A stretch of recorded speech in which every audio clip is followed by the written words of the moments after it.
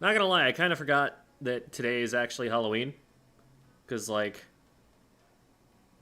people usually just celebrate on the weekend. And then the weekday, it's like, yeah, there's trick-or-treating. That's about all there is to do. It's not like someone's gonna have a big party on a Tuesday. So yeah, I kind of missed the memo on that, but perhaps that explains why everyone's ditching class.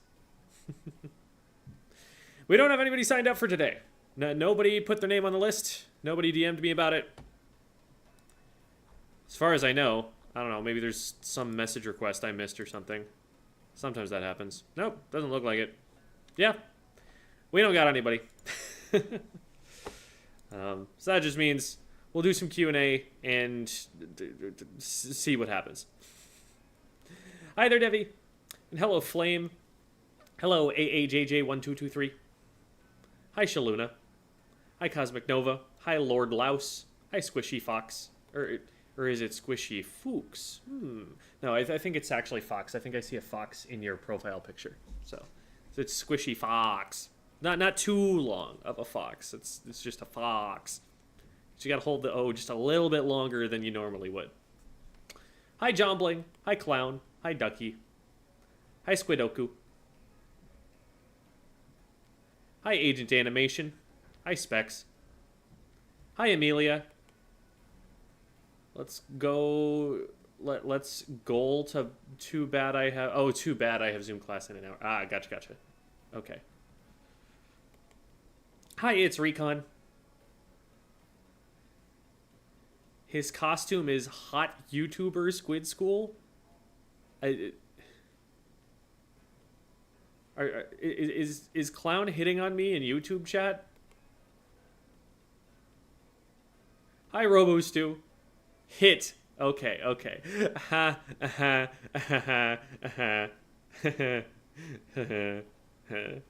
That's funny. Hi, Z-Tech.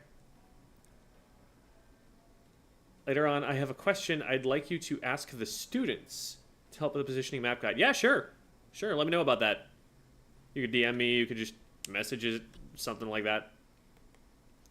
Hi, Luca K. Hi, Kaiko Rosie. Romeo is doing a snooze over here to my right, your left. Happy Halloween, Ayan King. Hi, Diamond Star. Hi, Mothman. Greetings, Professor Squid School. Welcome. Hi, Minx-a-lot. Boo. Ah! Hi, Rainy. Hi, Green. Hebwo. Hi, Shamir Luminous. 5 Nights at Squid School. So, somebody was asking me the other day, like, hey, are you going to see the 5 Nights at Freddy's movie to, support the indie game studio or something like that? And I'm like, huh? I've like seen maybe 5 minutes of gameplay of that game once. What do you mean? It's my responsibility to support it. I'm not a part of this at all. But I mean, it's got such a fan base. It's got to be making money hand over fist. Hello, McNugget. Hello, Cabrion McGee. How do I sign up exactly? DM me on Discord is how you do that. I'll pop the Discord into the chats really quickly. Should show up there.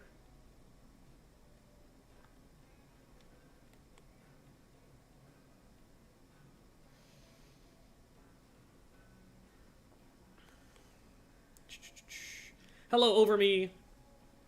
Free day, let's go. Hi, K-Cools.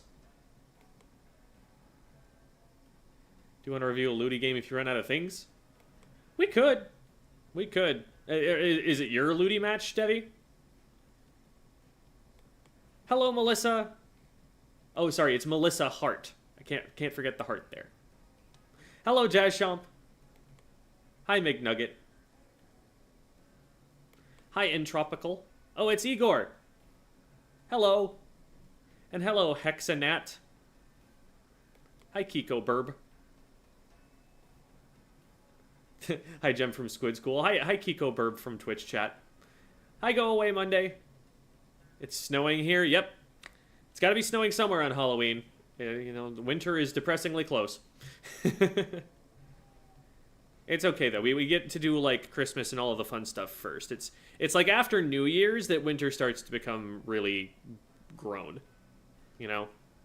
But you get, like, all these breaks and, like, presents and, like, parties and stuff like that.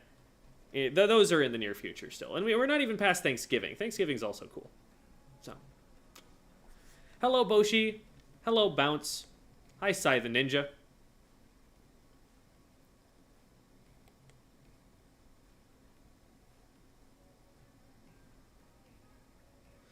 Hi, Shamir Luminous.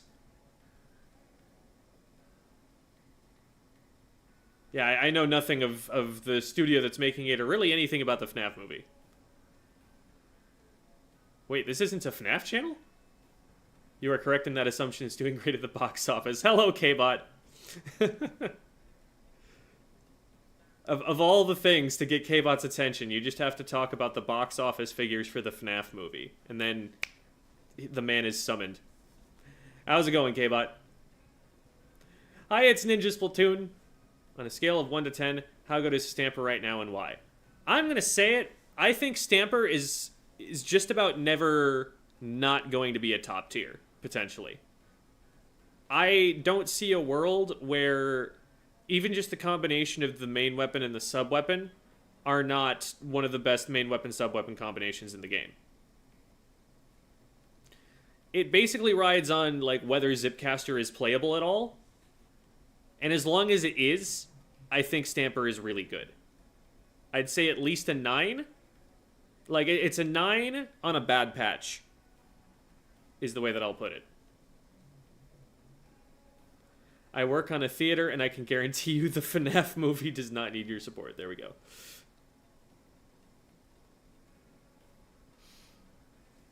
From Sunday? Alright, sounds good. Hi, Umami Bites.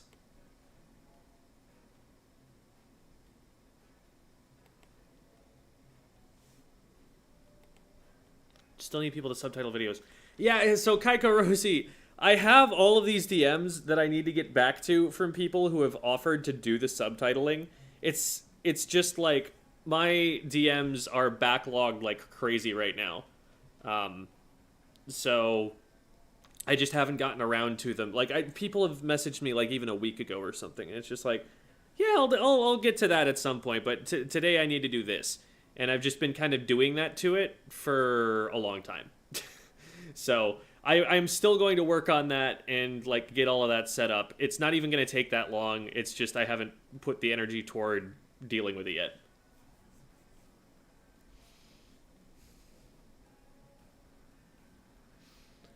No, it's interesting because fewer people have been signing up for the like Tuesday VOD reviews. But I've been getting a lot of people still signing up on Metafy. I mean, like, I don't mind. And it might be, like, maybe availability is an issue, where Tuesdays happen to not be great for people, but other times happen to be better. But, yeah, I don't know. I'm not worried.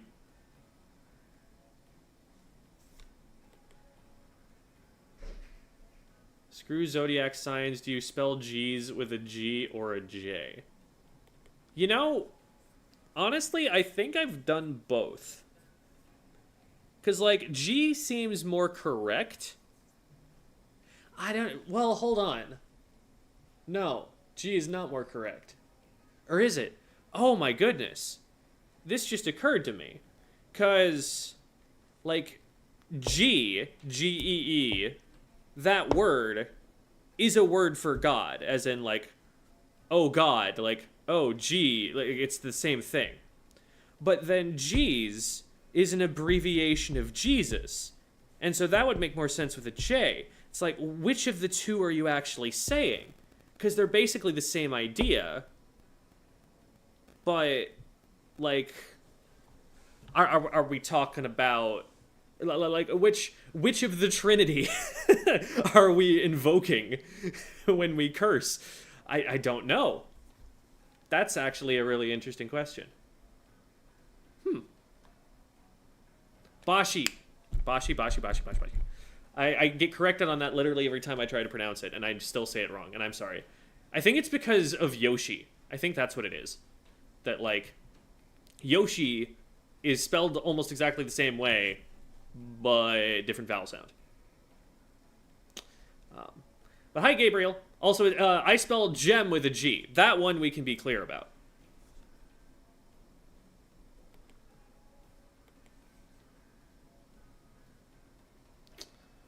Ari asks, you think the height of your shoes or hats impacts your Inkling's hitbox? I think that's been shown to be true, but if so, it's minuscule. Like, it would be very rare for it to ever matter. K-Bot says, it's going! I'm trying to figure out what to do with my time, given that I've got about 3 hours to kill. One of those will be a grocery run. Okay. Well, thanks for spending some time out here. Thanks for hanging out with us. V asks, what if they gave Octobrush Reef Slider? I'm sure the Octobrush players would not approve, competitively speaking. Like, just for the fact that Reef Slider is probably the single weakest special in the game at the moment, and it's never been particularly good.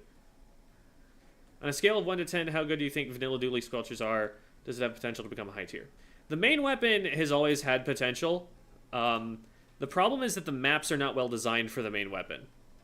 And so we would need a better situation for Wavebreaker. And then, excuse me. Right now it feels very like 5 to 6 out of 10. Where, you know, worst weapon in the game is 1 and best is a 10.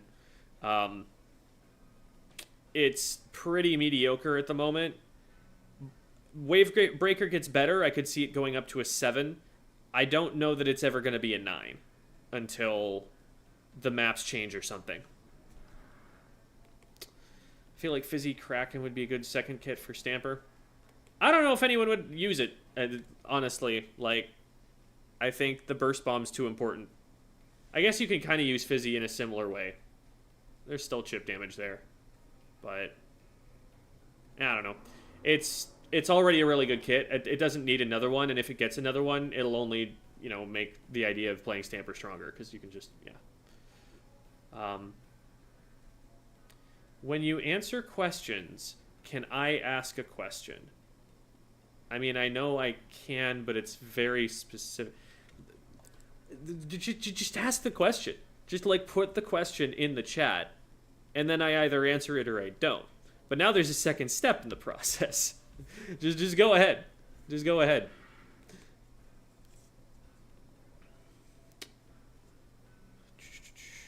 I'm sick. Oh, sorry to hear it.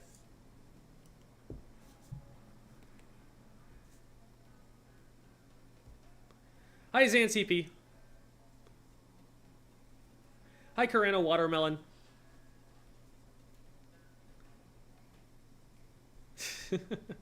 Oh shoot, I'm so far behind. I'm back to where I was talking about G's. We're already 3 minutes down. No.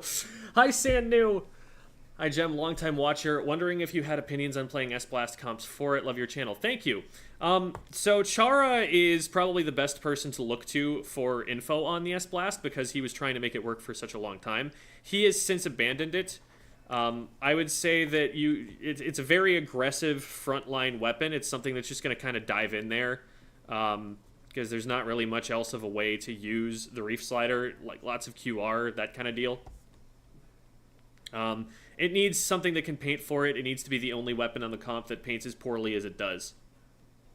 And you also need to pair a lot of good specials with it to make up for the fact you're taking a Reef Slider.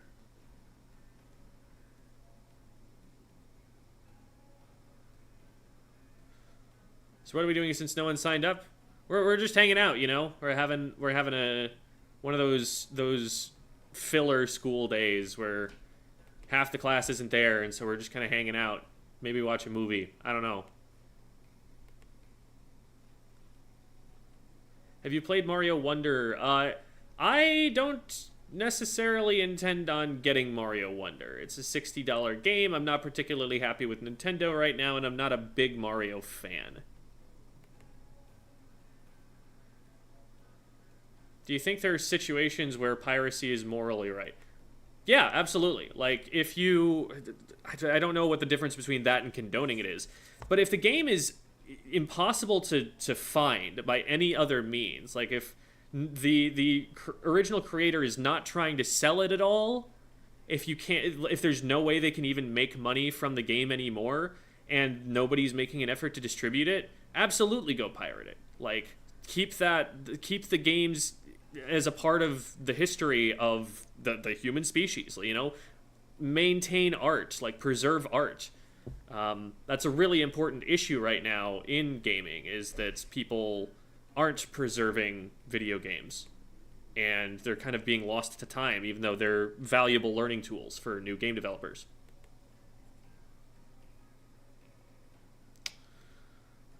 Question about Tensabrella. Why is it considered a midline weapon? I'm thinking about playing it in Sendoku, and I want to know how it works.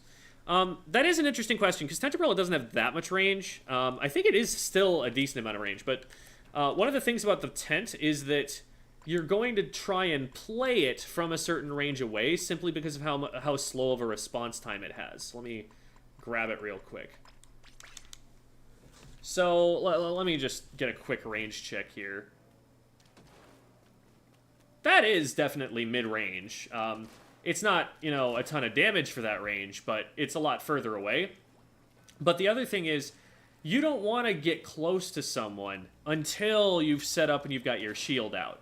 Like, once the shield goes out, now you can go up and start looking for these kinds of things. But that means that by default, in neutral, before you hard engage, you're going to be playing from, like, way back here, trying to go for these, like, really long-range jump shots to, like, paint people's feet and stuff.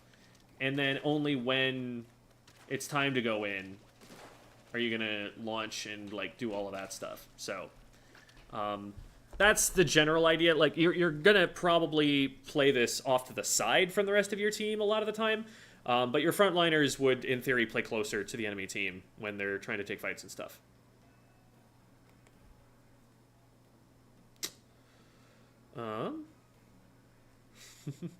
It's alright, Clown. Don't worry about it. Are you going to answer this question? No. Will you be playing some games? Maybe. Nobody signed up. Yes. I'm getting through these so fast. I'm so good at this.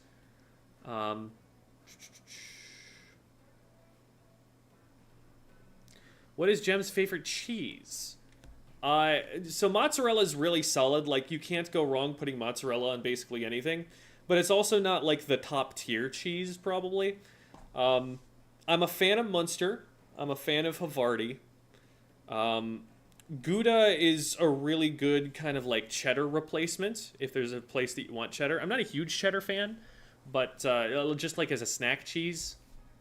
But none of that fake cheese. No nacho cheese, no Cheese Whiz, no Kraft singles. Get that out of here.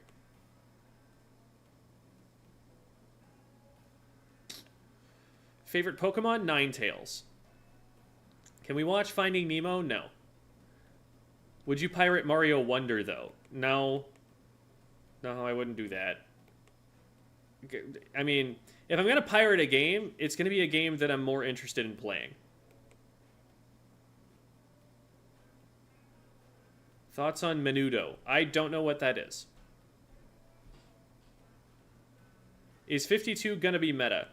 I don't feel like it's ever been terrible, but it definitely hasn't been especially popular at top level. There have been, like, use cases for it, where people have pulled it out. Debating on finally learning motion controls. Do it. I'm going to read the rest of the comment now, since I'm struggling getting out of low 1950 to 2000 in X battles. I've spent 600 hours in just Turf War before doing ranked modes. I just can't adjust.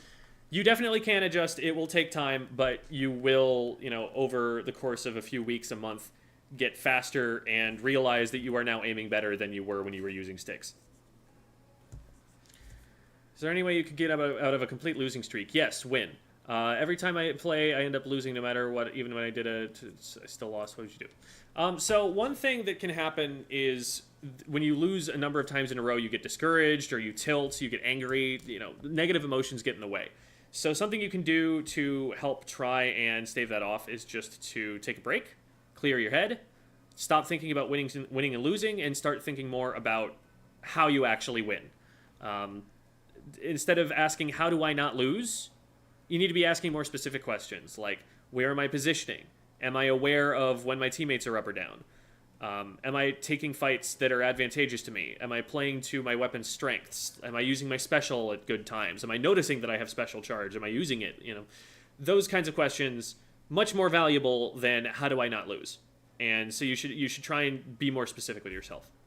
What should I eat for dinner? Food. When's the last time you ate pizza? Quite a long time ago, actually. Probably at least a couple months. Can I ask about bubble positioning? Most generalized rules. I mean, Blaster figured out it likes to be high up, so it's hard to hit the weak point. Does mean it's hard to place bubble aggressively on Mako TC. If you're taking bubble on TC, typically my assumption is that you're trying to put it on the tower, because that's just giving you so much value for, like, breaking through a checkpoint for free. So that's usually where I would put it on TC. I would try to work your route out so that you're ending up there pretty much every time you have it. But if you're going to use it selfishly, use it in a place where you can get to, but that you aren't able to hold normally. Where, like, you could poke your way in there for a second and maybe take one shot, but then you'd have to run away. Those are the best kinds of places to go in, drop the bubble, and now instead of being forced away, you just get to stay there, and you force the enemy team that much further back. That's the way to use it selfishly. If you're going to use it for the rest of the team, you're either putting it down for your backliners so that they can stay safe and take free fire shots for as long as the bubble's up, or you put it on the tower so the tower rider stays safe through a checkpoint. Cheese tier list when? Oh, goodness.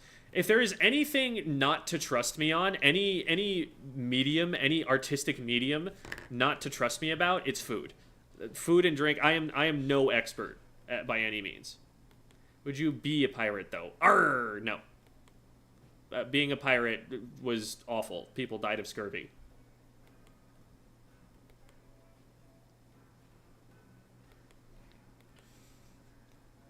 How do you feel about Inklings wearing shoes without socks? I mean, if it's their life, probably stinky, but, well, we're stinky anyway. We're all sea creatures. Have you heard of C2PA? Not by that name. Maybe if you break it down further for me so I know what all those stand for. What is your playtime? Probably, the number here is probably way exaggerated from what it actually is, because my Switch just stays on. Yeah, that's not real. I haven't played that much. It's more that, like, my Switch has been on for that long because I've just had it open while I'm editing a video or something. Like, it's been a lot of this. What you're seeing on screen right now is a lot of what has been played in that playtime. So I don't really know.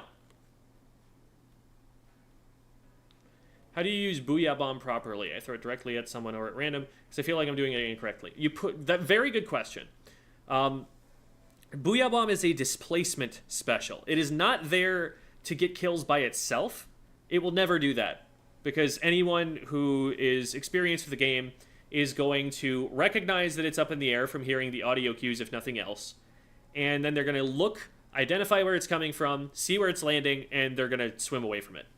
What is going to work, though, is if you throw it at a place that you don't want them to be able to run away to, and now they can't run away. Or if you throw it in a place where you don't want them to be able to stay, so that now they have to get flushed out into the open.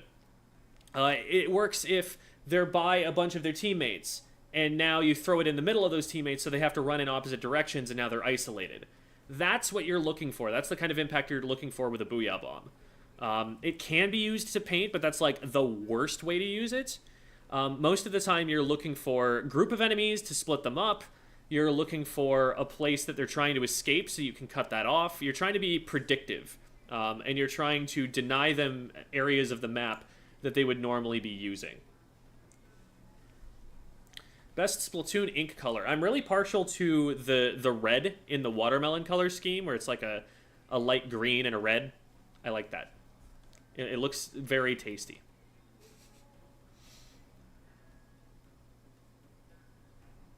Might be a skill issue. I mean, every loss is a skill issue. Like, that's just how it works, but it's not helpful to just say, I'm just bad at the game. Like, don't do that to yourself. Just, like, figure out what you're bad at and then be less bad at that over time, because you're focusing on learning how to be better at that thing. Like, don't worry about the W's and the L's. Just learn, and the W's will follow. What's Slosher's position in the meta from right now? From what I've heard, it's niche. How come? So, there's a really good video that Chara put out recently about the current state of the meta, where he talks about, like, here are the basic formulas for weapon comps that top teams are playing right now. The way that he puts it is, right now, the core of top-level weapon comps, the weapons that you're seeing basically everywhere, are at least one Sniper Rifle and one Splatter Shot. And then for the other weapons, you're going to pick typically one more short-range option, which might be another shot for Izuka. It might be a splash if you want to crab. There are a whole bunch of different ideas there. And then you're picking one mid-range option that synergizes well with the rest of it. And there are a lot of those mid-range options that do synergize really well. Slosher is a really good weapon still. It's just because it doesn't synergize quite as well with the shot Sniper Rifle idea, you're typically running a different comp if you're running the Slosher. So it's still, like, really, really good individually as a weapon, but the problem is that its niche, the thing that it does, isn't what people are looking for given what they're already running. So that seems to be kind of where it's at.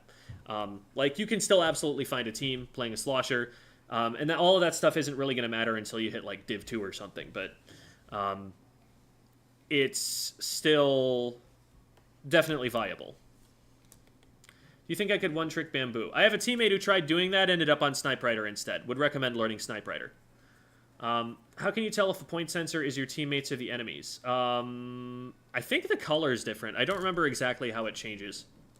But the way that it marks someone is definitely clear to you once that happens. Is that the official Inkling amiibo?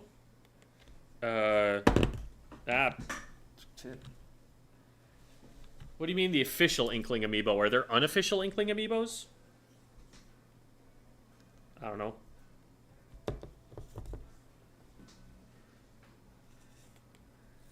Hi, Kitty Kate. Oh, Kitty Kate 08. I see. They got a rhyme scheme. Opinion on using Dreadringer for Reef Slider Cheese and zones. If your only goal is Reef Slider Cheese, I literally would recommend, like, 2 or 3 other weapons before I would recommend the Dreadringer, even for that. I think the main weapon is pretty underwhelming. Like, if your goal is just paint a lot, get the Reef Slider, like, and that's the whole idea, then Silver Arrow Spray will get it faster. If you're looking for a weapon that can fight, but then sometimes use the Slider Cheese, you're looking for a Tetradualies. I guess if you're trying to paint bot, it's an option.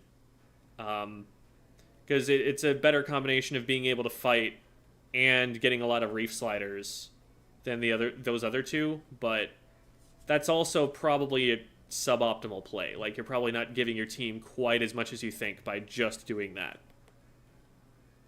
Will you be going to Genesis? That is the plan. I definitely want to. Twitch bio says you may be picking up Tetras. Jeez, how long ago did I write that? That would have been, like, early 2019 Splatoon 2. That's crazy. I don't know where you found that text. I gotta go find that again and update that. Domino's 10 out of 10 pizza. I know what I said. No, but it's good. It's like, for the price, it's definitely one of the best. But it's not 10 out of 10. I'm sorry. I have had Gino's East in Chicago. It's not there. It's not there. When should Zipcaster be used? I always pop it almost as soon as I get it, unless everybody is dead. You want to use it at a time when your team can follow up on it, because Zipcastering by yourself is just a great way to get yourself focused and soloed and splatted. Kind of hungry. You got any food? Here, have some duck.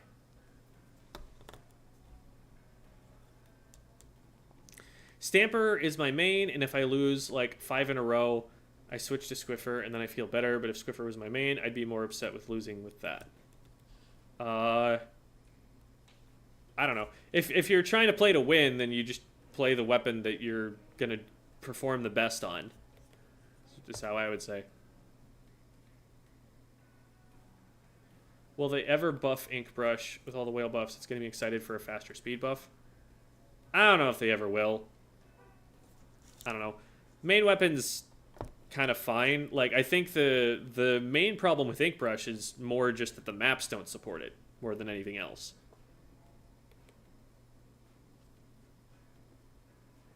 Never thought of that, actually. Thanks. Yeah, no problem. But Gem, the soup tier lit. Yes, it was lit. You're correct.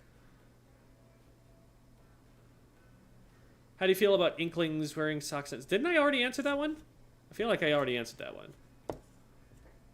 But they can do what they want. Doing anything for Halloween? Hanging out and playing Baldur's Gate 3 with a friend is about all that's going on. But that is fine by me. That is a good time. God, I am so painfully obsessed with Baldur's Gate 3 right now. Like, it's a problem.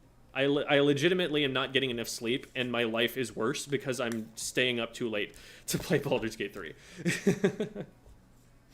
Are you dressed up as a teacher for Halloween? I mean, this is kind of the teacher's costume on Halloween. Nobody cares about anything. Everyone knows that this is like a holiday, and the kids are going to be so hyped up and pumped about that they're not going to be thinking about anything else, and it's hard to get anything done.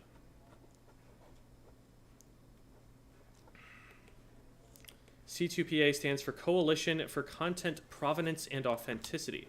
Oh, okay. So is that like content provenance and authenticity? Is that related to the piracy conversation? I'm not familiar. Remember you had one Super Smash Brothers video up. What happened to you making those? You mean back when we were Bravest? Like the video on was it out of shield options or something like that? We had a couple of those that Mikey made, but that was back when we were Bravest. Like, that had Bravest branding on it and everything. And that was Mikey's domain more than anything else. I was a Melee player for a long time. Like, I could be making Melee content. But in fact, I have made a little bit of Melee content. I think I made a video where I was just breaking down the Wombo combo at one point. But, yeah, no, nothing too much about that on this channel. This is more of a Splatoon channel. Is Booyah Bomb even good right now? Booyah Bomb will always be good. It's just a question of whether it ends up on a kit that's playable. Like, the best Booyah weapon by far for a long time was the Vanilla Sloshing Machine, but that got nerfed into the ground. So now there's not really that good of a weapon that farms Booyah at a reasonable pace. Like, Machine is sometimes occasionally playable, is the way that I would put it. So we're just seeing a lot less of it because it's not on as strong of a kit. The special is still amazing. Just, you don't get the special on weapon kits that you want to play with other aspects that you want to play. Could you rate the spookiness levels of each weapon class? Charger number 1. Splatling 2. Shooter 3. Oh, wait. Roller jump scares you constantly. I need to put Roller at number 1, and everything else gets shifted down 1. Dualies are too silly, so I would say no to those. Bows aren't scary enough because they don't actually hit, like, splat you very quickly. Blasters probably next, if I haven't said them already. Brella's at the very bottom. It's just a Brella, silly. Just run away from it. It can't chase you. And everything else vaguely in the middle. I don't remember which ones I have talked about and haven't. Oh, Splatana's should probably go up, like, around shooters. Do you know who Klonoa is? I feel like I've seen that name a bunch, and if you were to remind me, I would know. But I don't remember off the top of my head. What games do you play outside of Splatoon? I was a competitive Melee player for a really long time. I still hop on Slippy every now and then. Right now I'm playing the crap out of Baldur's Gate 3, like I said. I've played a lot of Dark Souls. I've played a bit of League of Legends. Like, I enjoy, like, introducing people to League of Legends more than I actually enjoy actually playing League of Legends, because it's like, I like the game a lot, but it's too time-consuming to actually get into. Like, there are too many minutes that it takes to play a single game. I can play, like, 9 games of Splatoon in the time it takes to play a single game of League. And so that's kind of where I've ended up. Why do tier lists consistently place Incline Bow above V-Bow? I think one of the big reasons was actually just the weakness of the Killer Whale as a special until recently. I would be surprised, though, if that hasn't flipped at some point. Like, Incline... I just think that chumps are really, really underwhelming. And considering that Whale is better now, it feels like... You know what? I take it back, because one of them has a sprinkler. And one of the big problems with that weapon is that it doesn't paint enough with the main weapon. Sprinkler helps offset that, and that's probably the biggest reason. That's probably why yeah. They're pretty close to each other. I'd just say that one factor is kind of a big deal. Have you ever considered your Inkling a whole different character from you, like an original character of some kind, or is it just this is my player mode? I don't have, like, fan fiction that I write, you know. I'm not an artist. I'm not, like, trying to create alternate universes in my head all the time. It's just, like, my player avatar. It's not exactly me. I don't have hair like that, but it's just my character. Hi, Black Hole Queen. Zuko was cool until people started considering triple shot. Like, honestly, I don't think Zuka needed as big of a buff as it got. Like, it needed a little bit of something, but it didn't need that much. I think what they gave it was excessive.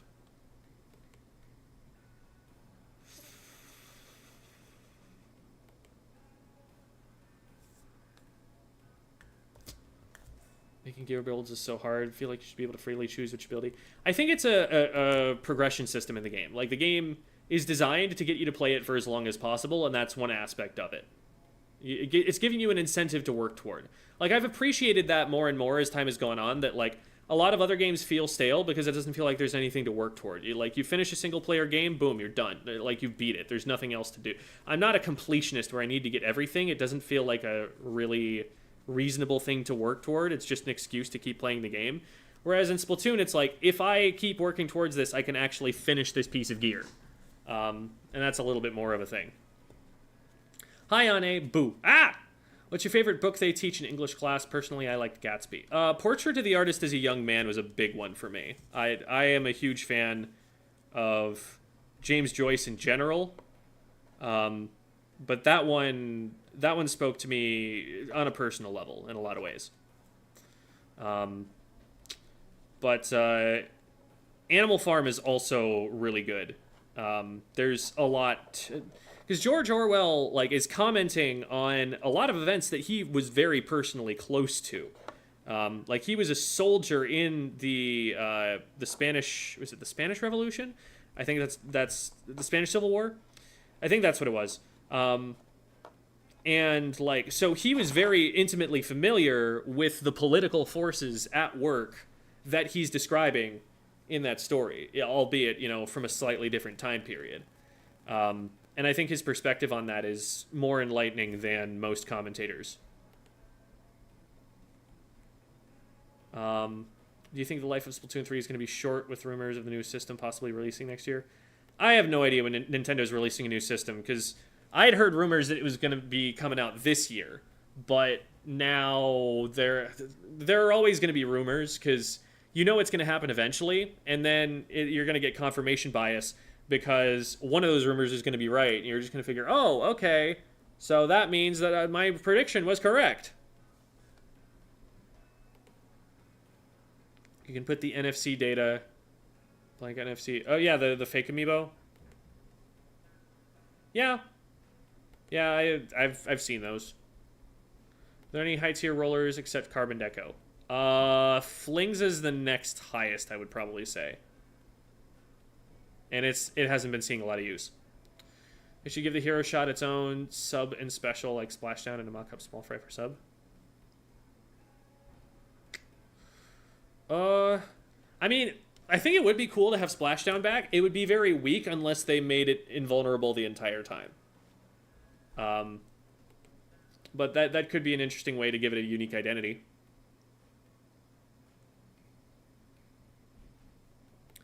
During Splatfest, some of the players from both sides just goofed around in squid form. In another match, an enemy Inkbrush made a little hard on our side. What is the play when you see this? So what I do is I infiltrate. I play along. I decide, well, how can I use this to my advantage? And so I pretend to come in peace, but then while they're not looking, I paint their base. That's what I do.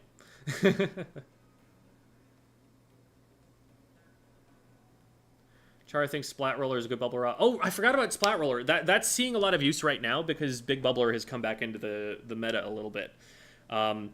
There are Japanese players who are using that to significant effect. So Splat Roller is actually a potential option. You just want to look into why it's being used because it's for very specific reasons.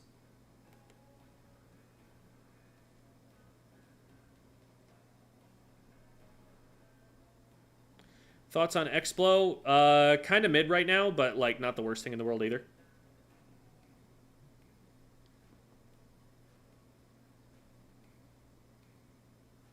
Switching mains after every like 2 weeks, is it given that I'll go through a board period of growth with any weather weapon?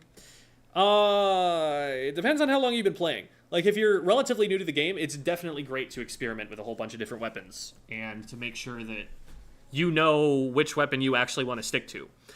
If you're playing competitively, you really don't want to do that because your team needs some kind of consistency so that they can practice with you and like you're learning something with some level of depth.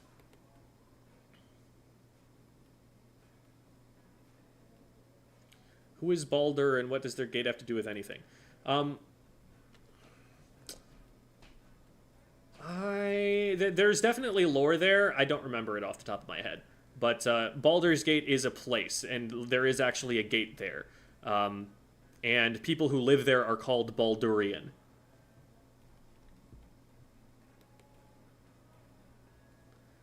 Any Squid friends coming up on the Tuesday stream in future weeks? I'm sure there are. I don't have the schedule up right this second. A friend got me BG3 and my computer's too garbage to even play it. Even trying to run on like really low quality settings, I'm sorry to hear that. It is a beautiful game. It's also huge, and understandably so. Like, huge in terms of memory, but like that's because every act of the 3 acts could be its own separate video game and would still be very highly regarded. It's just such a massive game. Seen any good Project M, Project Plus stuff recently? Any good stuff about it? You mean like content people have made? I'm not sure what you mean by that. Like news about it or something? I haven't been in the scene super recently. I haven't gone to a lot of Smash tournaments. Since it's Q&A, how did you settle on using the name Gem? So it used to be. I used to have a different username on like Smashboards and stuff. But then when I went into my first Smash tournament, I was like, okay, wait. That username isn't going to work. And I just came up with it on the spot. I knew I wanted it to be really short and only be like a syllable or two, so that it would be kind of punchy, memorable, but also like I'm staking my claim to an actual name instead of being like XX underscore hype beast 420 underscore XX 7597653 at the end. Like, I'm not looking for that kind of crap. Wanted to be short, punchy, memorable. That was what I landed on. Dressed up as myself this year because being myself is the scariest thing possible. The thing is that just looks lazy when you say you're dressing up as yourself. Someone I know who's a high school teacher had an absolutely fantastic anglerfish costume. Ooh, that sounds funny. What do you think of Bubble as an anti-Zuka special at the moment? I think it makes a lot of sense because for one thing, what it does is it helps your backliner stand somewhere. They're not going to get bombarded as easily, and they actually get to take some shots while you've got that set up there. It really does kind of shift the enemy team back, and that's just because like they keep getting clipped by stray Zuka shots. So it makes some sense given that there are multiple of them in the meta. I think if it was meta to just run one Zuka, that it would be a lot less of a thing. But since double Zuka is so common right now, it makes sense.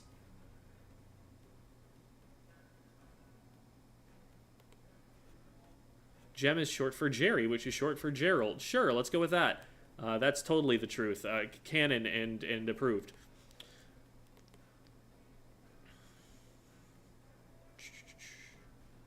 Hi, Jamie. What's the worst jump scare? Roller, Splatana, or Brush? Roller for sure. They one-shot. Could roller kits be better, and are the maps holding the weapon back? Schultz it back. I mean, Carbon Deco's kit's fine. Carbon Deco's kit's exactly what it needs. You couldn't put a better kit on the Carbon Deco.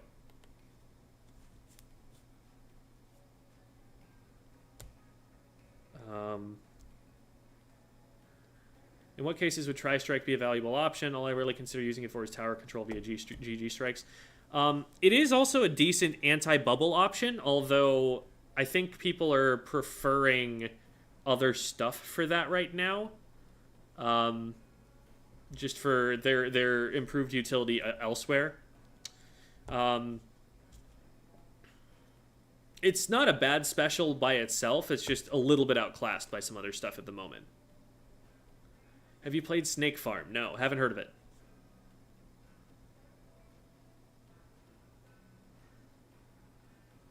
Chump is worse special. Thoughts? Reef Slider, but then Chump.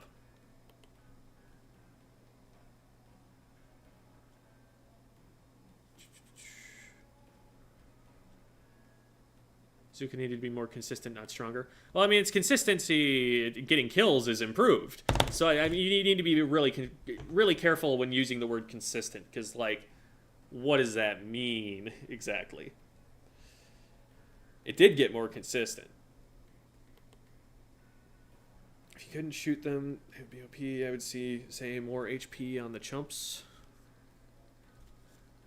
So maybe what you mean is like make the AoE radius on a Trizuka shot bigger, but keep the same damage. I could see that sort of thing. That would get kind of ridiculous at a certain point. But telling me Gem Squid School isn't your full legal name? No, it's actually Mr. Squid quote Gem unquote School is the way that you would put it formally, you know, in writing. Happy Tuesday, Gem. Thank you, Rissa. Thank you. What's your opinion of using Zuka to set up Crab Tank as opposed to double Zuka? The problem with Crab Tank is getting shredded by Zukas. If it's not going to get shredded by Zukas, it is very strong. And the problem is that it just tends to get shredded by Zukas. It is actually an answer to bubbles. And so if people are going overboard on trying to counter Zuka, that is actually a way that you could rock, paper, scissors that. But that's kind of niche. If you could make a Splatoon special, what would you make? I don't know. I almost just want to like remove some specials. Like I don't think there's ever really been a meta where I've particularly, and this is a controversial take. I don't think there's ever been a meta where I've really liked Hammer. I've always felt like having it on a weapon makes me go, ugh, it's got Hammer, really? Reef Slider too, like just give everything that has Reef Slider and Hammer and Inkjet instead. Like I wouldn't mind. Ever read Things Fall Apart? I've taught Things Fall Apart actually, but it is an excellent novel. Do I listen to stream and my discrete math professor who looks like Santa ramble about math stuff for an hour and 20 minutes? Or do I leave stream and tune out lecture? So listen to the discrete math stuff, because while discrete math takes a lot of brain to get through and is hard and feels like it should be easy, which makes you think it's boring because you're not learning something new and revolutionary, but actually makes you think really hard. It's one of the best foundations for learning logic I've ever seen. Like, it's one of those classes where you really need to have the logic down, and you feel like you are just legitimately better at figuring things out after taking that class. I would do the real difficult thinking to get through that. Do you think Hydra would work well with its 2-set transferred to 3 as in Ink Mine and Big Bubbler? Those would both be worse than what it currently has.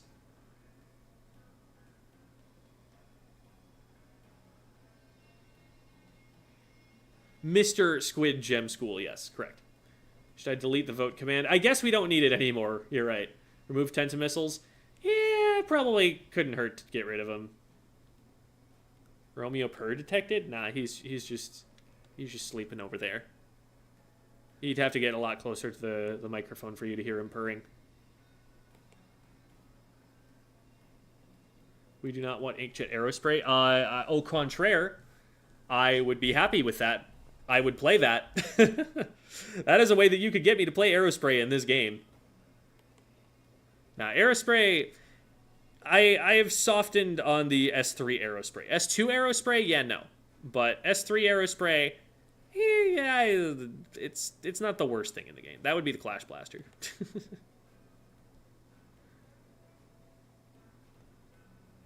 What was your favorite novel to teach and why? I probably was...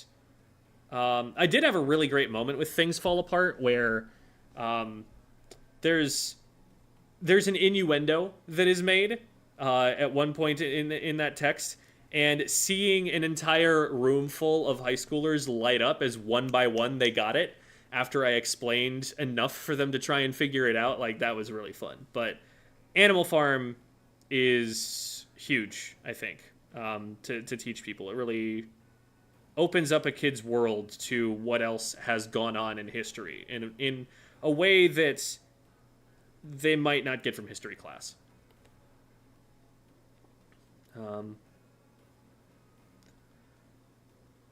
Wiper with Inkjet would be cool. I'd play that. Do you think if Splatoon had servers instead of peer-to-peer connections, it would be more stable? Yes. I don't think there's any question about that. Obviously, they'd have to implement it well. It's not just a simple, as long as we have this one thing, but, like, there's so much more potential with having servers. Might mean that it's a little bit more expensive on their end, but that would definitely be better for the game. What if you get rid of specials by combining them? That sounds dangerous. How does one build a better way for keeping themselves focused on improvement when a game is feeling out of your control and your value isn't enough to recover? Not worrying about any one particular game so much and just worrying about what you can learn. That's really all you can do, is learn. Learn and execute on that learning as best you can. And as long as you're improving as an individual player, the W and the L should not matter.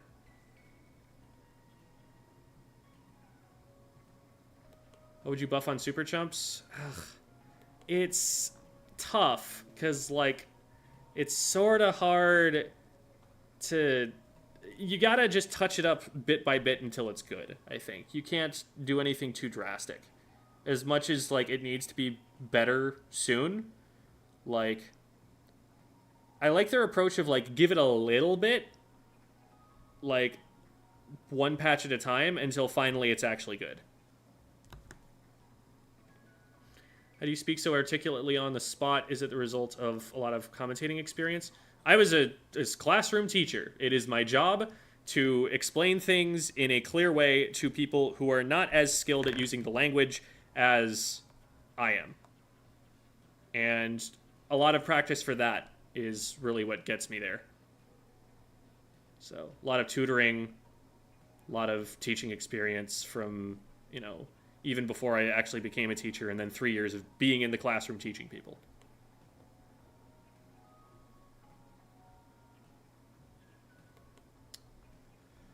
What would you like to see in Splat 4 besides Stingray? I would not like to see Stingray. I don't know. Something new, better map design, and a lot of the same aesthetic. Chirpy chips. I need chirpy chips back. Give me chirpy chips and give me more inkjet weapons. And then we're good. Splatoon doesn't have servers. Why did they say they were fixing Splatoon 1 servers like a month ago? There are servers. It's just not for actual gameplay. They're for matchmaking only. What if chumps detonated earlier than they do now? It's starting to get close to missiles. You know, you're just making them closer to missiles when you do that sort of thing. And that's dangerous.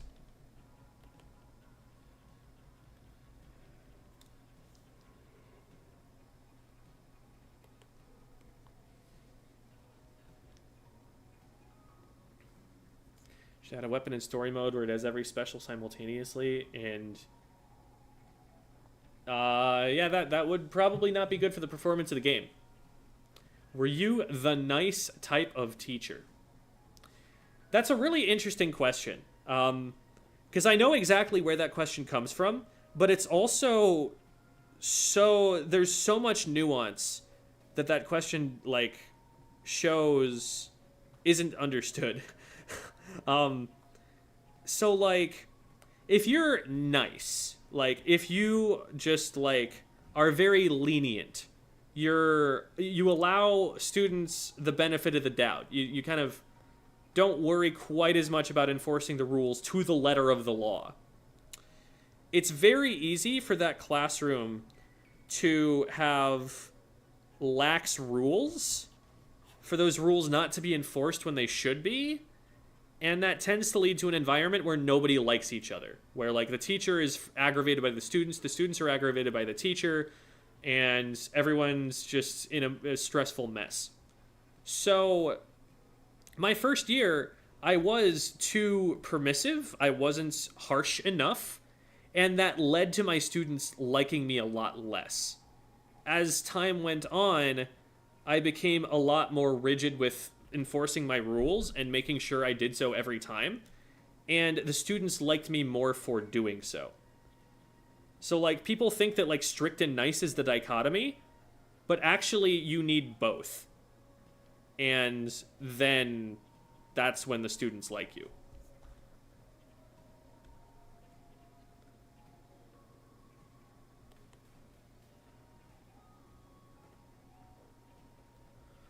Assuming equal skill levels on members of both teams, what's a theoretically advantageous team comp, including V96? When fighting, jeez, this is specific. Okay, so we've got a 96, and we're fighting two-shot stamper pencil. I mean, V96. What you're describing is a meta composition. At top level, there kind of isn't a great answer to that question. Like, theoretically advantageous. What's theoretically advantageous is generally the meta comp, or whatever is designed specifically to counter the meta comp. V96 is just kind of not the greatest. It's playable, but it has a lot of weaknesses that those weapons can exploit. If you're trying to build something around it, you need something with a good amount of paint. You need a couple of weapons at the very least that are capable of pushing up pretty aggressively. Because you need them not only to be able to make up for the lack of aggression that's going to be coming out of a V96, one that doesn't have a wall, you also need them to be able to play off of the ink vac. So I could see the V96 being the anchor, but I don't know how well that works, because I feel like that gets bullied out of position too easily.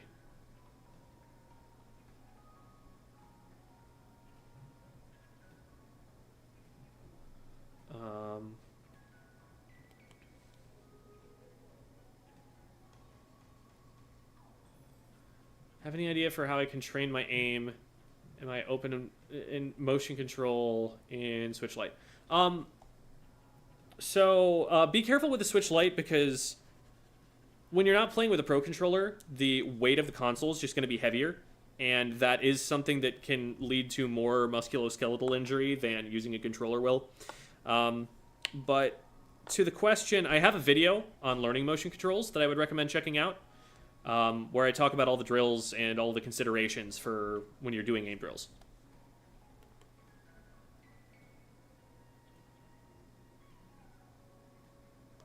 You're awesome, Jen. Thank you, Hamster. I don't know what that was in reference to, but thank you.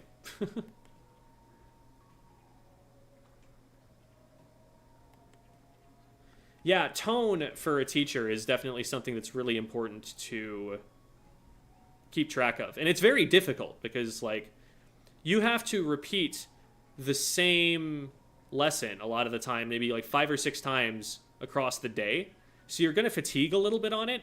And you're also going to fatigue on, you know, just because of whatever kid did that was messing around in the previous period, you know, that was a source of stress. And you have like 3 minutes to reset for the next lesson. So you never get to like de-stress until those breaks between periods. And it can definitely get strenuous as a teacher. And so that frustration, that strain can creep into your voice. And it's something you're always thinking about, even if you're not necessarily managing it that well.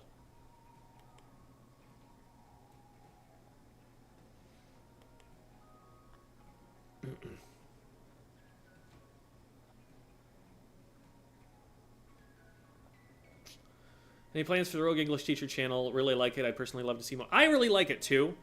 It's a matter of time right now, because where I'm making a living at the moment is Squid School, that channel.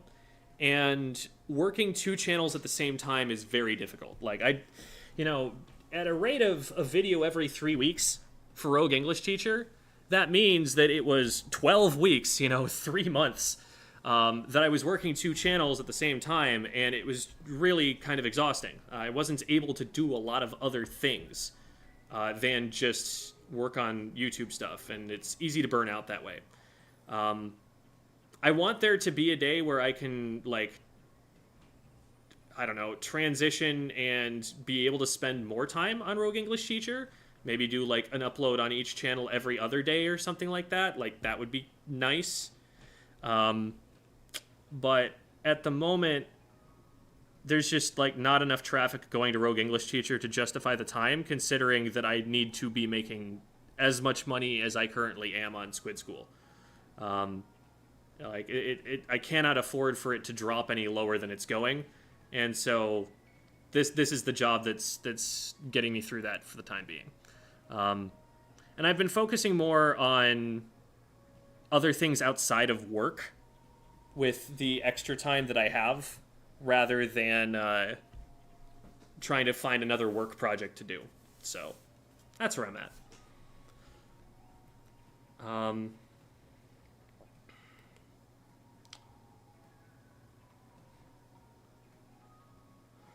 Played on handheld with motion for a long time, switching to 8-bit Do controller. I reached out to 8-bit Do because I want to check out their controller and do a review of it. And apparently they even shipped me one, and they gave me like the shipping, the tracking number, and it never showed up. I don't know where it went to or what happened to it, but like, I should have been able to make a video on it by now, because I should have had it for like 2 weeks. According to when it was sent to me, and I don't know where it ended up. I can't track it down. It's so unfortunate.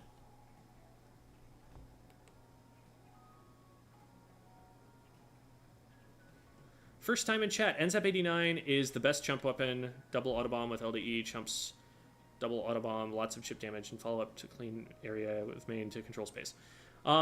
It's the best at getting chumps quickly. That's definitely true. And it does have a lethal bomb, which is nice.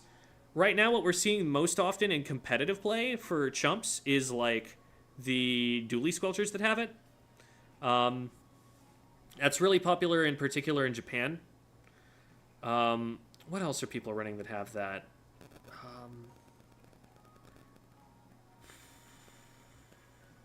Incline Tri-Stringer might be the next closest. I don't know. It's definitely not popular, but Zap hasn't been the most popular recently for it, because that's a weapon that's very designed specifically to get its special, and it's not providing quite as much value in other departments. And so the fact that the special it gets isn't as valuable as a tacticooler means that it's barely seeing any use.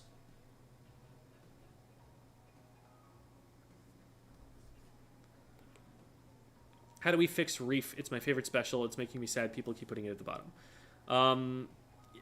There are a lot of things that you can do to buff it, and the question is just whether those are healthy for the game. Like, you could reduce the recovery time on it so that you get away safely more frequently. That's probably the first thing I would look at, either the startup or the recovery time. Not both, but you want to buff one of those so that either you can use it defensively or you can use it more safely aggressively. Because right now you kind of can't do either one without getting splatted. How can we avoid dying within the first 30 seconds? That's a pretty long time. You definitely want to be having a major engagement with the enemy team in that amount of time. And so the question is more like, how do we win that first engagement? Can you imagine for a second a world without blah blobber? I guess to answer, going back to answer the question, because I was thinking about that as I was reading the next question. I guess to answer the spirit of the question, ways to avoid dying are simply awareness of enemy teams' positions, awareness of your teammates' positions, and keeping an eye on all of the different places that you can be aggressed from by the enemy team. Also keeping track of specials, because like if they have 3 Zookas, you might not want to go in some places that you would go if they didn't have those Zookas. Like already charged, that is. A world without blah blobber? Easily. I forget that it exists sometimes. Just realized it's midnight here. Alright, go to bed. Bye. I mean, for everyone, the startup is a problem. For everyone, the cooldown is a problem. The fact that you have both problems is a problem. Having neither problem might also be a problem in the opposite direction. Is it dumb to get started with competitive Splatoon because of the new Nintendo rules? Absolutely not. We will be playing the game however we want to, regardless of what Nintendo tells us, because screw that. If I were a TO, there are a lot of situations in which I would just consider directly defying the community guidelines, and just running stuff without taking them into consideration. It's only if I really had something to lose that I would act otherwise, and I don't feel like a lot of the mid-sized tournaments actually do. So, besides all of that, hopefully the pushback actually leads to something. But play what you want to play, right? Get into it if you want to. Like, people still play Project M. Project M is like an illegal game. It is a game that Nintendo will immediately try to attack in whatever legal ways it can without incurring a lot of pushback on the PR department. And people still play it, and it's still one of the coolest communities around. Just play the games you want to play. Worry about how to play them and, what the developers are doing about them later. Which buff do you think made Tacticooler such a good special? There was a patch. It was the buff where I think it lasted for 2 more seconds once you had it. Because then that created the potential for you to loop them, where a zap just basically always enables the team to have cooler for every major engagement. No question, just wanted to ask how your day is so far. Well, that's a question, so you're a liar. I'm doing well. Thanks for asking. Can you explain why when I do X battles and I go 3-0, I get around 15 points, but when I see YouTubers that go 3-2, they get 40 to 60 points somehow? So the points are not discrete. They are not like you win 1, you get 5 points.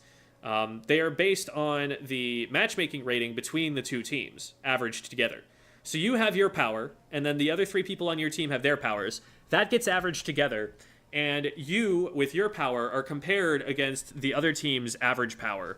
And the game treats it like you're having a 1v1 with that one player, and puts it into what's called the Glicko system. Glicko 2 is the one that they use for Splatoon 3. And you have not only a, your skill versus theirs and what points you expect to get from that. But there's also a volatility score. So if you're inconsistent with your ratings, they're going to go up and down by more than if the game has had a chance to really figure you out and get a bunch of games and get a bunch of data to base that on. So you will find, for example, that early on in a season, your points will fluctuate by more every game. Like, that's early in the season is when you can gain 150 or lose 200, right? That doesn't happen later in the season, and that's because the game has more data. Last question for that. So and going back to that question, that's what makes the placements so important. Because those are the single greatest sources of points you can have, because the volatility is as high as it's ever going to be. Last question for today. What do you think of turning a reef slider more into a burst? Slower start time, faster swim speed? How is that into a burst? I don't understand the phrasing there. Like, burst to me suggests faster. Suggests, like, faster, shorter duration. So is it like... I'm confused about the wording there. I don't know what that would actually mean.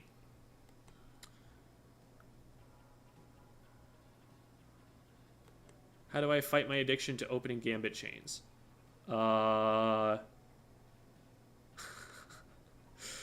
Realize that they're not winning you the game very often? Won't they sue people, though? As a Melee player, I'm scared. They can't sue someone if they don't know that they're doing what Nintendo doesn't want. And there are so many people running Melee tournaments right now.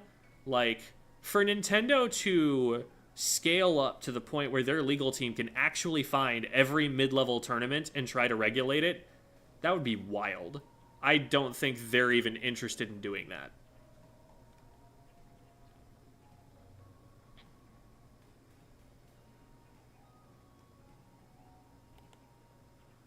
Can't wait for so many tournaments at once to just start calling Nintendo's bluff. Yeah, like, I really hope it happens. I really hope that we don't cave to this, because those guidelines are just so stupid. They're so badly designed for the community to be healthy. We cannot just agree to them.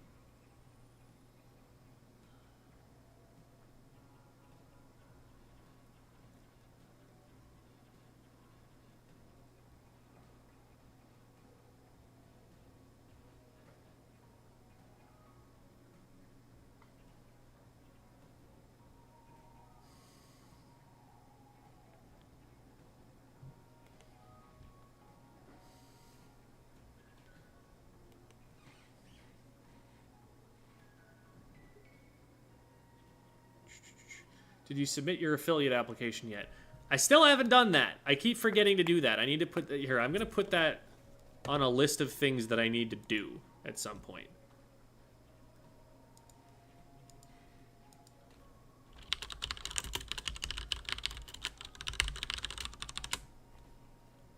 There. It's now on my calendar.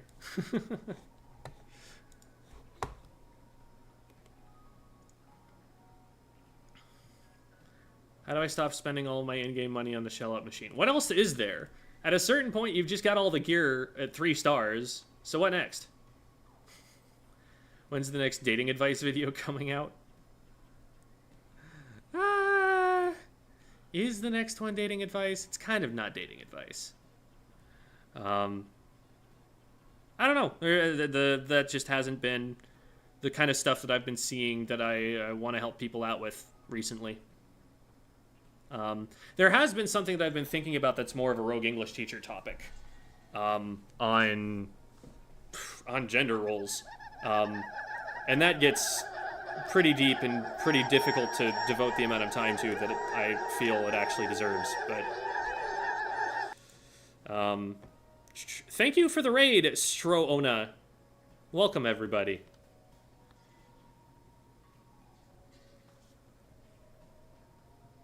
When I'm in a hating Splatoon competition and my opponent is Nintendo, stick to the man. Just realized there's no school tomorrow, so I'm back. Welcome back. You planning any redeems for channel points or anything fun once you get to affiliate? I'll have to see what's available. I have not touched Twitch affiliate for a long time now, so I don't actually know what all the features are. And it probably looks completely different than the last time I looked into it. No, yeah, totally, Rissa. I'm sure you're excited about it, and I'm excited about it too.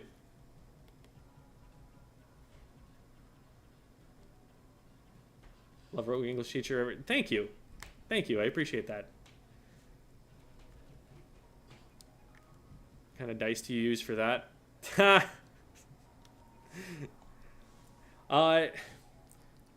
How do you D&D players? Which dice would you roll if what you're trying to get to is a spectrum?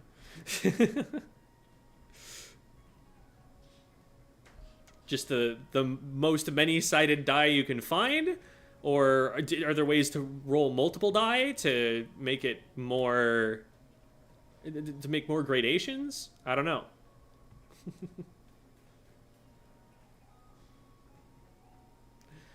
How's the stream going? We're just chilling. We've been looking at the ground here for the last hour and 18 minutes, just talking to people. And oddly enough, the number of viewers has actually gone up while we've been doing that. We're definitely playing Splatoon 3 for the Nintendo Switch today. That's totally happening. You can see it's right there on screen.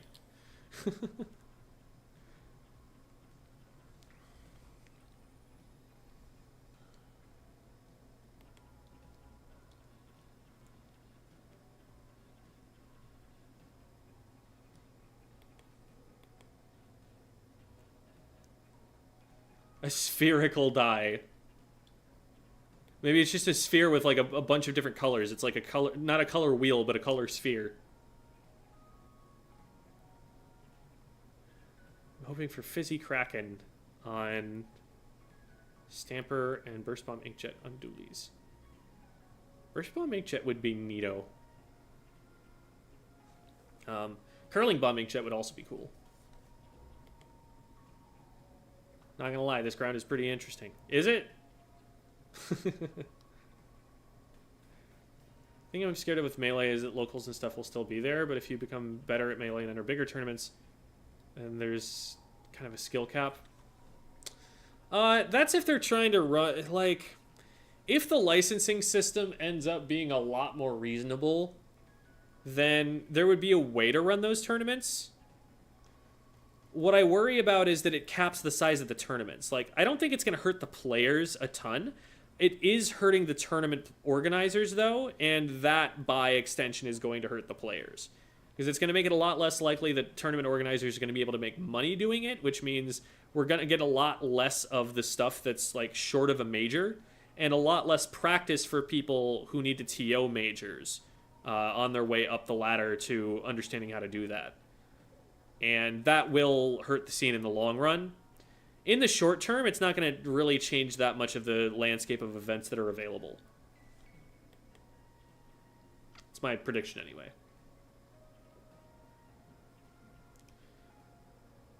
A huge YouTuber like Ludwig or someone made a shift to Splatoon content. Do you think it would have that big of an impact on the greater competitive community? They would absolutely bring a lot of people in. Like, every single content creator that we've got that's even my size is bringing a lot of people into the community. Someone that big, even if they came for just a couple of weeks, would be a big deal. Like, we had, one of the reasons Splatoon 3's launch was so big was that we had Video Game Donkey and Germa and Moist Critical all making videos about this game. And, like, that was a huge boost for it. That's part of the reason that it popped off as hard as it did. Look at what's happening with a Suika game right now, that, like, fruit version of 2048. That game is popping off purely because of influencers. Among Us was popping off, you know, back in the day purely because of influencers playing it. Among Us was out for like 2 years or something before it got even above a double-digit player base. And then I think it was like Soda Poppin' played it, and all of a sudden it was everywhere, and it was the biggest source of content for just that singular reason. The content creators are a huge, huge part of it.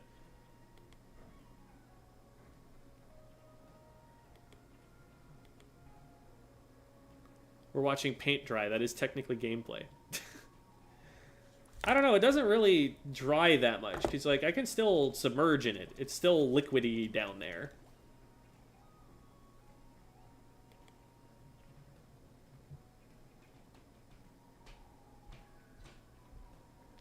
What's your favorite Halloween movie? Huh.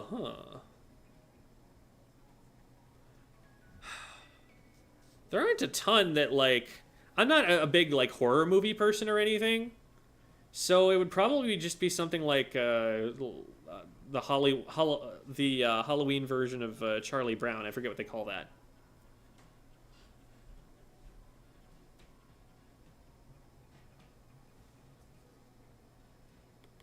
The Peanuts Halloween special, whatever that was called.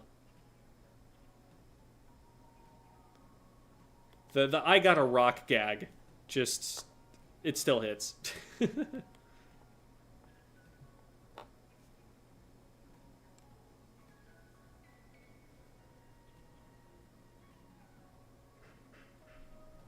What candy do you think is the best? See, it's situational. Crunch bars are a great all-rounder. Like, they're small enough to stock in your bag of Halloween candy, but they're also like they're like good enough that like you're never going to complain about having them. So those are solid. And it's not just chocolate; it's got a little texture to it, which is nice. For candy bars, I'm partial to Milky Ways. I think that's a good combination of like having stuff inside but not having too much stuff inside. As far as like fruity stuff, there's a lot of that I do enjoy. Like, I'm cool with like Swedish Fish. I'm cool with Dots. I'm cool with like the those flavored Tootsie Rolls. Like the vanilla Tootsie Rolls are amazing.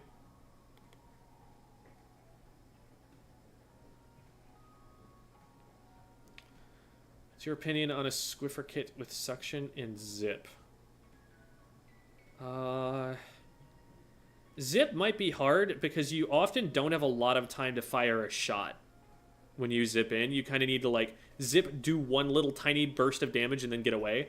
I don't know if it would have enough time to really capitalize. Fun to see a bunch of content creators play a Splatoon tournament with no prior knowledge of how the game works. It would be fun if we could arrange for that to happen. There's so many other things that are getting their attention, and it's so frankly political to get a content creator to play a certain game or, you know, try something out because of how much of an impact it has for that community.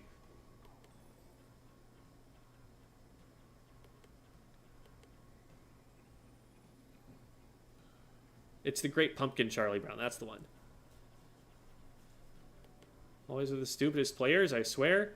That is a sign that you are tilting and that you should look for the triggers that caused you to come to that conclusion and stop playing for the time being.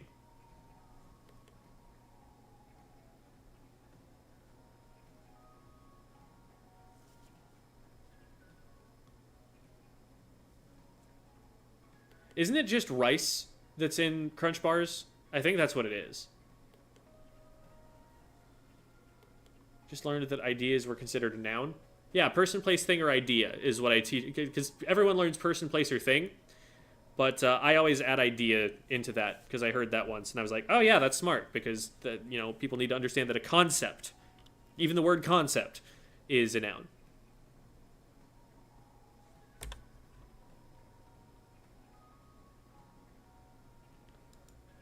If my phone dies soon, I'm putting it out there that I am #1 Hydra fan. Devy's definitely, you know, giving you a run for your money there, but Dynamo's third kit should be line marker and zip caster. Why?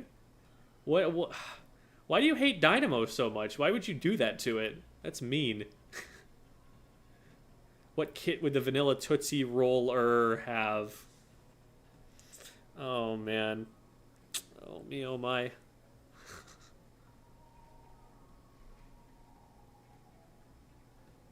I do use Restream, yes. I've been advised other options, and I've just been lazy and not investigated. What do you think about making the Reef Slider starting animation play longer, but the shark swims faster?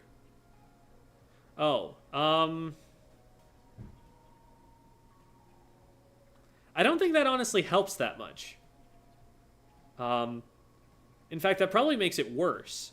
Because at least now, with it coming out as fast as you can, you're more likely to actually hit someone with the shark itself. This way, you would need to drastically increase the size of the explosion radius, which I think is maybe a little much. A little more than anyone even wants. Is there any weapon in the game that you actively feel disdain for? I mean, more power to people who enjoy the weapon. I don't understand why anyone who's actually trying to win the game is going to play a Neo Clash Blaster. That makes no sense to me. This isn't where we fight on who's the #1 fan. This is where you join the Hydra army. Ah, I see, I see. We're a collective. We are all the #1 fan. Have you considered playing Mario Wonder? Nope, and I'm probably not going to get it. For one thing, I'm not in a particular mood to give Nintendo more money. For another thing, I've never actually been that big of a Mario fan.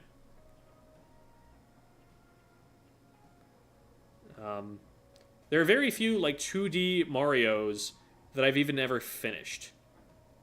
It might legitimately only be one that I have ever played all the way through.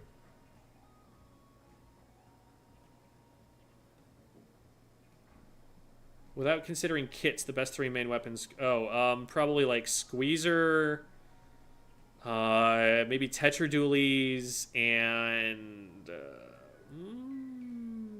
maybe Splatana Stamper.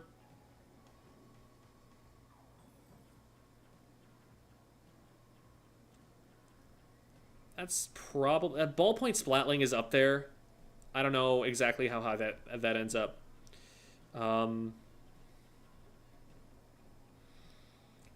And shooters are not far behind. Like something like an NZAP, something like a Splatter Shot is also always in the mix for that discussion.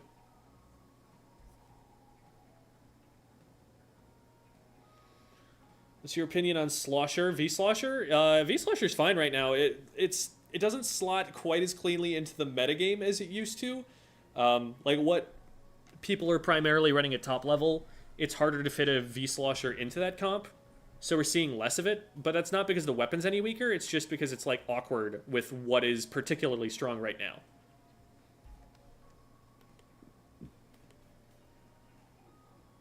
What are your thoughts about November? Like Halloween ending, Mariah Carey starting to appear again in all the shops. November has Thanksgiving in it, and so it's okay in my book.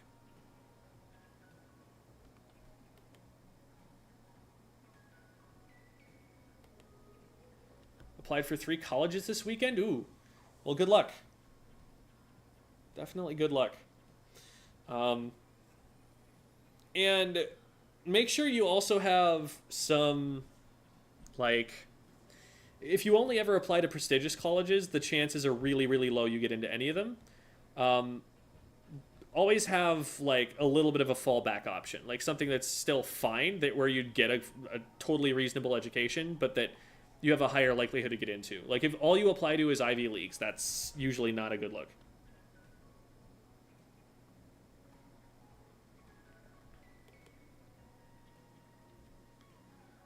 Do you think the Hydra buff was effective enough to put it back into the meta? No. I can tell you for sure that we have not been seeing more Hydra recently. It was good for it, don't get me wrong, it just wasn't enough.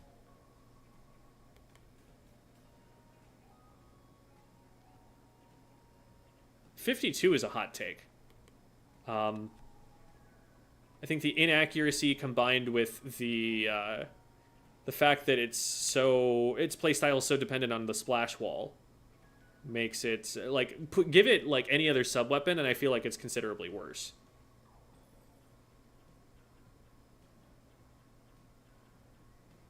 What's your opinion on the Squiffer? Any recommendations? Squiffer is a weapon that works if you can hit every single shot and you're just a mechanical god. And if you can't do that, then it's very difficult to do anything with. It's so dependent on getting picks. It can paint pretty well, but that's not its like defining characteristic. It's not the thing that you play the weapon for. If you could pick kits independently, what do you think? What combination would be the most common? Something stupid and broken, like maybe like give like an NZAP missiles, or let's see. Honestly, we'd be pretty close to what we currently have with a lot of Zukas being in use. A lot more things could have Booyah Bomb, and that would be a big deal. There are just so many broken combinations that it's hard to think about like which one in particular would rise to the top.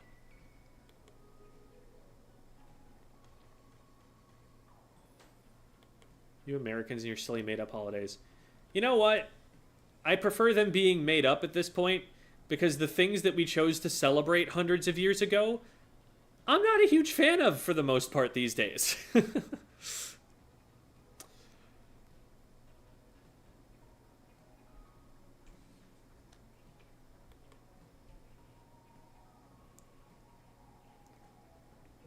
I'd rather the holidays just be like family and food and taking a break and relaxing.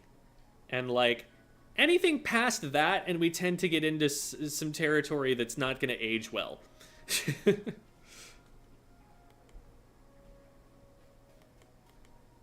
Like, I think Valentine's Day and Halloween are sort of interesting in that they're a bit more secular. But like, I don't know. The idea of there being like some kind of national holiday for an individual religion doesn't sit right with me, because like, if not everybody's going to celebrate, then are we honoring that one religion over another by giving everyone a break for it? Like, can't we just like give people, if it's going to be a secular establishment, then it should be for secular reasons, is my take.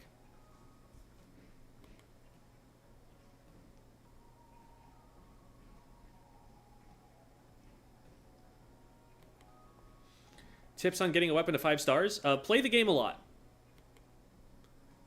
That is literally the way to do it. You just play the game more than when you had played the game and had 4 stars. Octa Clock for a team name. And then you've got your logo is a picture of a clock where the octopus's tentacles are the hands. I can see it. An analog clock. I don't know if all the kids know what those are these days. Jeez. That's the crazy thing. Like, it used to be this boomer thing where we would get made fun of for like not knowing what an 8-track is, or like even what a gramophone is, or whatever, record player. When it's like we knew what those things were.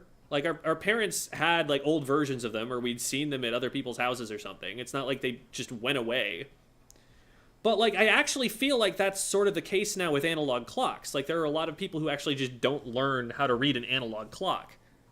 And so it's like, wait a minute, am I being that old person for making fun of people who don't know this?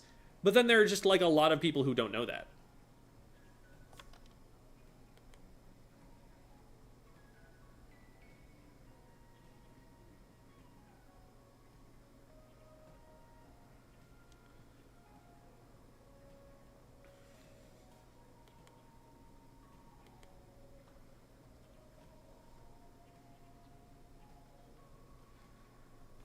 Opinion on Snipe Rider. One of the best weapons in the game at the moment.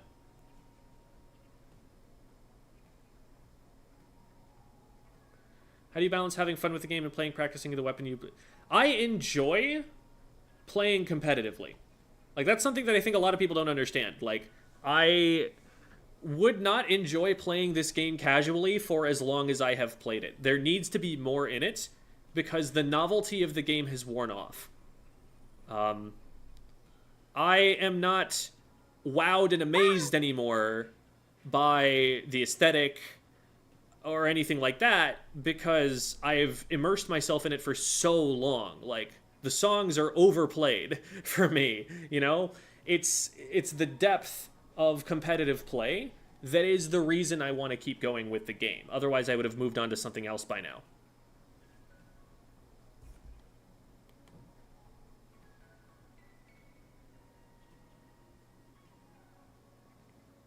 What do you think about Splatoon's image as a series? Oh, phenomenal. Um, oh, okay. So like the reputation it has, that's a different thing. Like Splatoon is an amazing game because it takes a lot of the mechanics of hardcore shooters and packages them in an all ages way. Nobody has been trying to do that as much as this game has. Like, sure, there's Fortnite, and that was a phenomenon among younger kids, but also it still has assault rifles in it. What's up with that? We don't need those. Just give kids squirt guns, right? That's all Splatoon is. That's a wonderful thing to have, and it still has the depth as a game to be worth playing even for an adult. So it brings everybody together.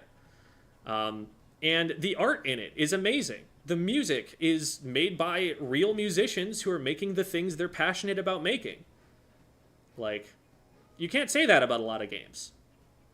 I think that anybody who's looking at this with a good eye will see that this is a very cool game and that it should have a good reputation. On top of that, it's one of the least toxic competitive gaming communities I've ever seen in my life.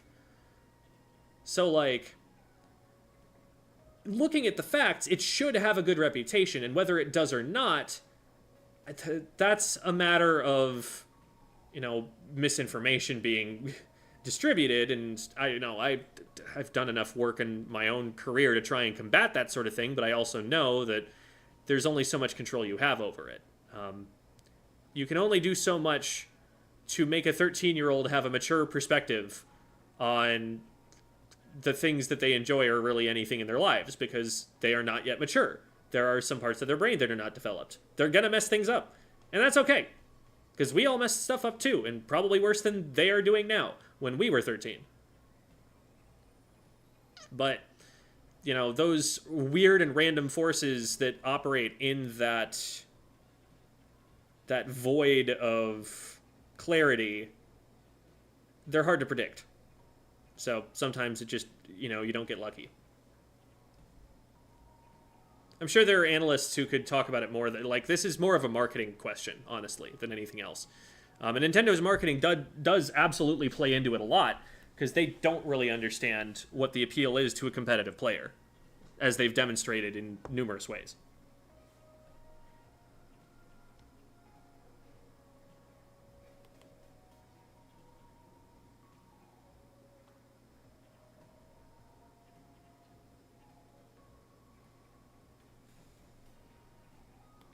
If you were on a team with a gold dynamo, what would you need or expect from that teammate? I mean, there's an answer to that question that sounds facetious and that you're not going to like, which is that I would need that player to pick another weapon.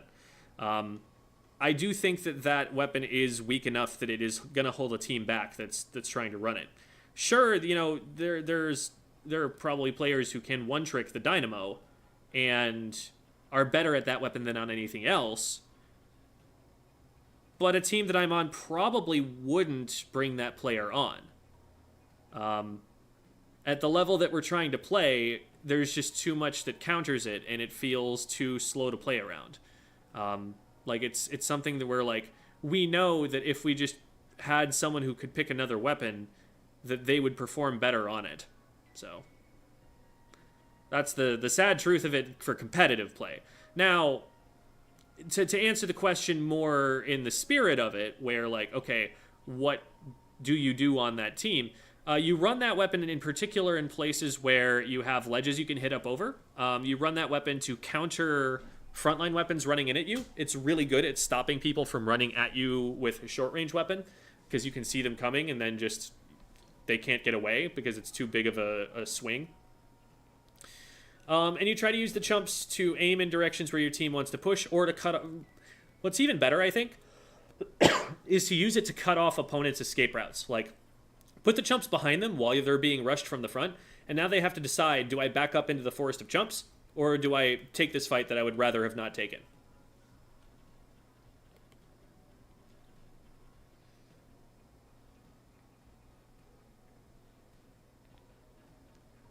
What composition would be a perfect meta? I don't know if you understand what you're asking, or if you haven't worded it well. The meta game is the set of strategies that come to be accepted as, like, the most successful in the most situations. And metagames can shift even if the game doesn't change, as people learn more about the game and test new things and find them to be more successful ultimately. If you're asking me how would the game be balanced to produce a perfect meta, like what would a meta that is fun to play in look like, that's a different question than what are the weapons that are the strongest right now? Like, what are the weapons that are meta? What is a composition that would line up? Because when you say composition, that refers to the set of 4 weapons that a team picks. So, like, if you're asking which composition is meta right now, then you'd say probably, like, Snipe Rider, double splatter shot, and some midline weapon, maybe like a Stamper or a Tent or something like that. There's some others that I'm forgetting, but that's a lot of what's run right now.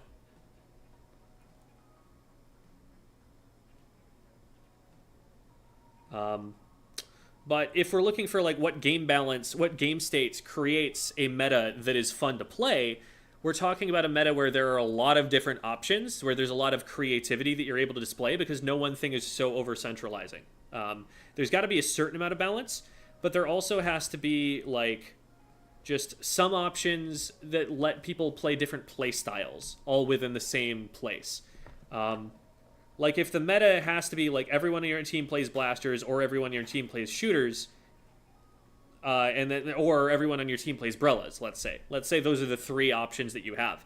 That locks out a lot of people who want to play the game.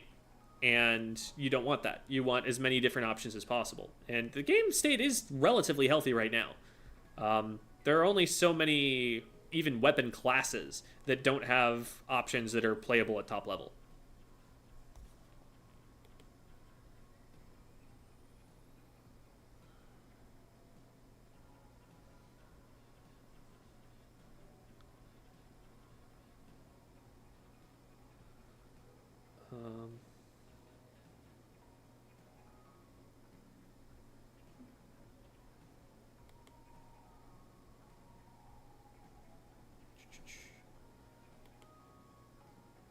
As someone who doesn't have a fully developed brain yet, I can say that, yeah, I do make horrible decisions all the time. I mean, unfortunately, that's not going to completely change, but it will definitely get better. The mistakes that you make will get a lot less... they'll be a lot more acceptable as time goes on. They'll be a lot less, like, major and catastrophic. It gets better. It just doesn't get perfect. People are still kind of dumb sometimes.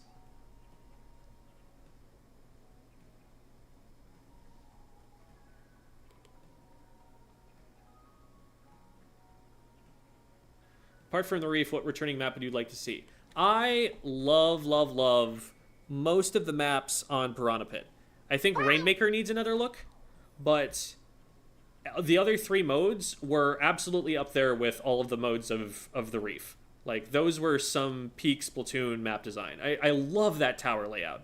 The like, goofy S-curve that it does that forces you to shift around the map constantly. So cool. The way that in Clam Blitz you have to, like, quarantine the enemy team out from getting more clams in mid really turns the idea of defense on its head, which was cool. Like, very cool game modes. Rainmaker was just, like, really awkward. They couldn't figure out where to put the goals on that one. Opinions on Neo Machine? Very, very main weapon dependent.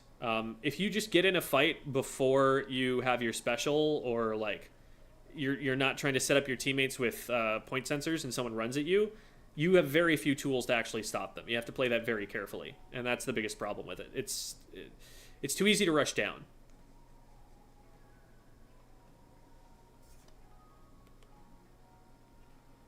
What if all of the Splatoons exploded tomorrow? Well, I'd have to be looking for a different job, I guess. I've heard meta is an acronym, most effective tactic available. That is a backronym. That is an acronym that was made up after the word already existed. But meta is actually just a Greek prefix that means like beyond.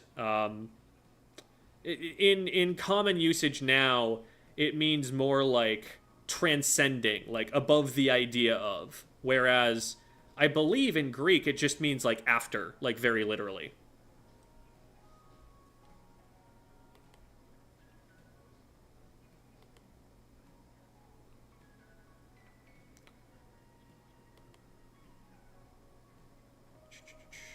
Do you think Snipe Rider will be viable long-term considering balance changes? Balance changes can screw everything up. Nothing is consistent if they decide to balance change it. Even if something gets untouched, a lot of the time it'll fall out of the meta because of other balance changes.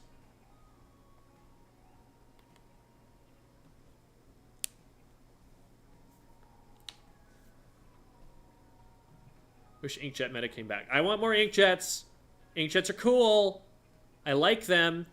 I want one on a shooter, please. Thank you. And no, the Nova doesn't count. Think rock, paper, scissors metas are healthy? Yes. I think that you can make more complex systems of rock, paper, scissors. Like, have it be more than 3 things that work, but they all counter each other. That's cool. But that is a good start. It's definitely a lot better than there's just one good thing, or like one good thing and then an off-meta thing that counters it.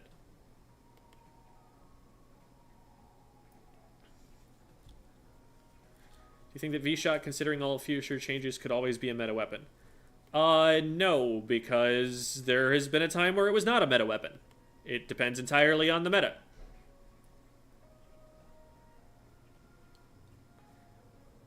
How would a new, good, realistic 52 kit look like? Probably worse than the one we've got, unless its special is an absolute banger.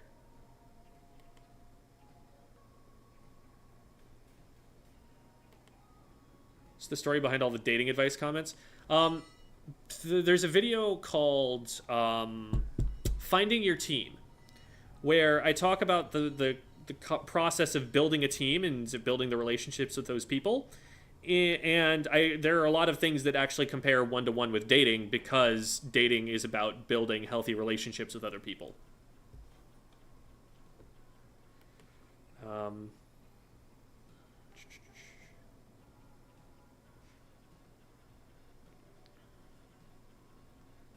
How'd you save Hydra, Dynamo, and Clash? Dynamo needs to be faster. Needs better frame data.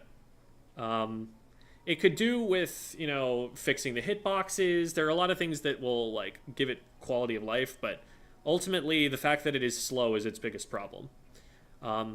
Hydra, it's a mobility issue. Give it more mobility or a faster charge time, and it's just immediately better. There are, like, a lot of ways you can...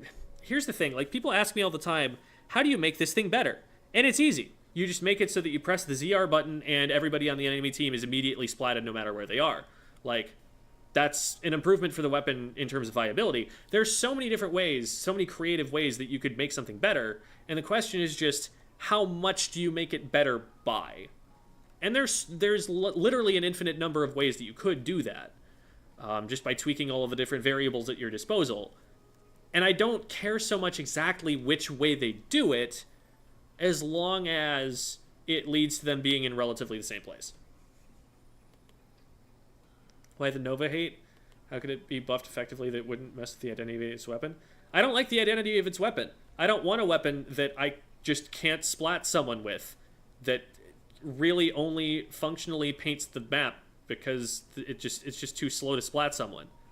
Like, I would not want to play that weapon, even if it were good, because it's just kind of boring. It's not as interactive with the enemy team, because you are discouraged from interacting because you can't interact very well. Best version of it probably looks like a Splattershot Pro, but we've already got that.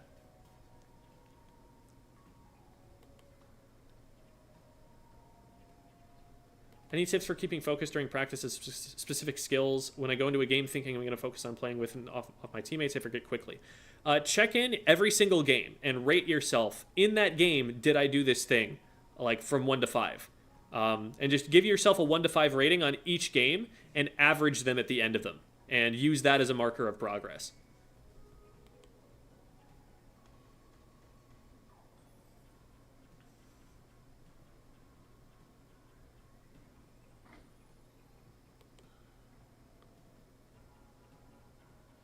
Yes, Inkjet absolutely has downsides. It's countered like crazy by Chargers.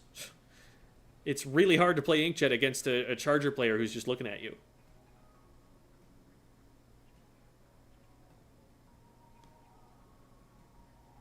Funny that a little bit of a damage buff was enough to skyrocket Zuka and the weapons with it all to the meta. Little changes make a huge difference. The game is like very tightly balanced. And it is very much little things that will make a big difference.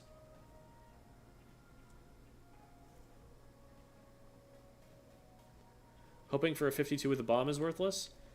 The wall is such a good pair with the 52. Because it gives it room to paint. It makes it so that when it's fighting, it has a little bit of leeway to overcome the aim RNG and let it hit shots. Like, I honestly think that it with a splash wall is better than it with a bomb. Like, if you have the bomb, you really want to have some accurate shots to go along with it so that when you set up a trap, you can actually follow up on it reliably.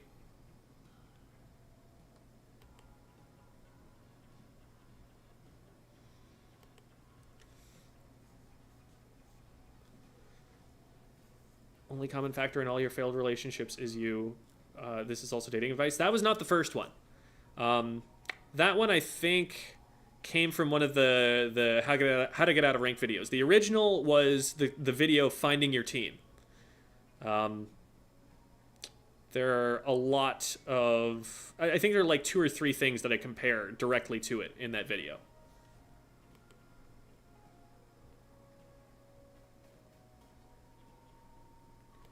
Do y'all think a special that splats a random person on the enemy team while also splatting you is a good special?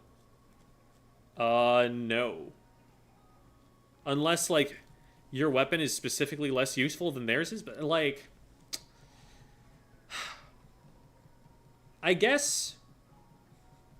Okay. Let me rethink that for a second, because... that a guaranteed trade. So, like, you're in a 3v1, immediate 2v0. If you pair that with Tacticooler, that's broken. As soon as you get any kind of numbers advantage, you pop special, you keep that numbers advantage for longer. There are ways to make that broken, but it's also very uninteractive and unfun and badly designed. It's strong, but it's bad. Bad to have in the game.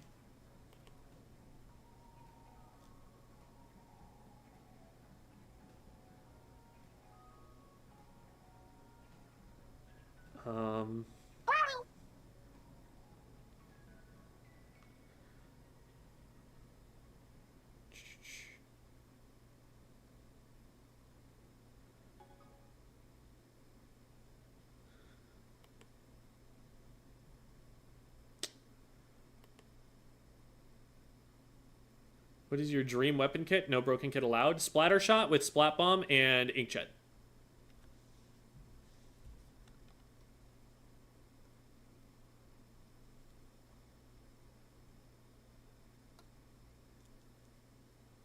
Jet with tentamissiles and point sensor. Didn't they have that in Splatoon 2? Any tips on how to predict the enemy's movement? You kind of gotta know what weapon they're playing and what they've done before. I don't know whether you mean on a macro scale or whether you're trying to like aim at them and like lead your shots efficiently. Those are all some different ideas.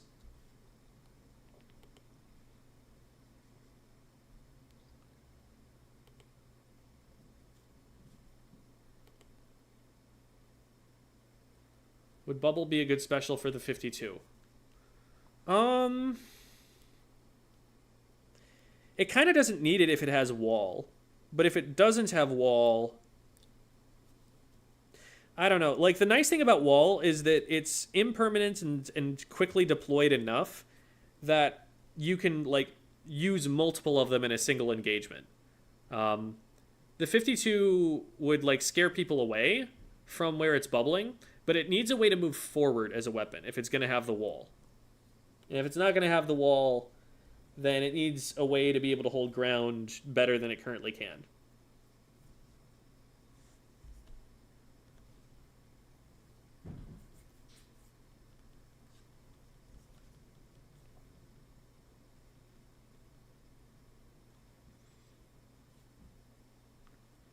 Do you think they'll add third kits to some weapons? I don't know. I've long decided that I am not ever going to effectively predict what Nintendo is going to do with their balance decisions or really with their company in general. Their motives are so far removed from those of us that it's really difficult to say what it is they're thinking at any point in time. Do you think you do you think Nintendo would allow online Melee tournaments by streaming the video and controls? Streaming the video and controls? What do you mean? There's no way to have an online Melee tournament on first-party software that Nintendo has created. You need Slippy or Dolphin for that. And Nintendo disapproves of Slippy or Dolphin, so until they decide to make online infrastructure for it, there's no way to do it in a way that Nintendo actually approves of, which is stupid. Because they don't even necessarily need to make it themselves. They could just like license Slippy or something like that and make more money off of a game they already made. But it's infuriating. Do you like vinegar? It can be a useful substance. I wouldn't drink it.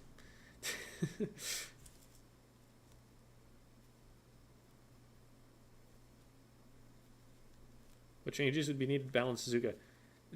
There are so many things. I've talked about this earlier. There's so many things that could balance everything. Like, there's literally like an infinite number of ways that you could tweak variables in this game to change any one thing to make it stronger or weaker. And I don't care so much about which things get tweaked as I do that they just get better or worse as they need to.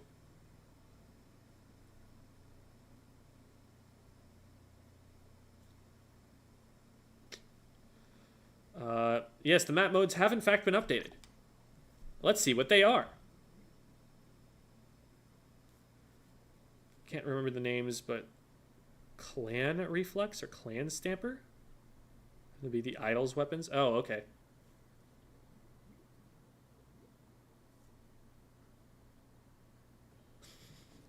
So people have strong opinions about whether I get off that screen. They really want to see this lobby. They don't want to just have the blank screen, even though we've literally been staring at the floor for like 2 hours.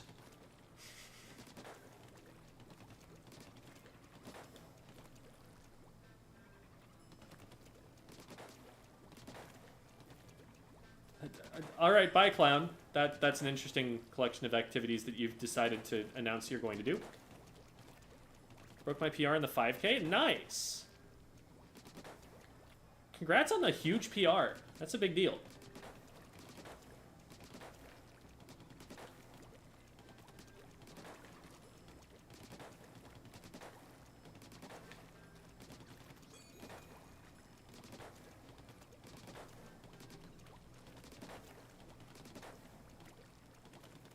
And getting the video with a capture card and streaming it to the players like cloud gaming?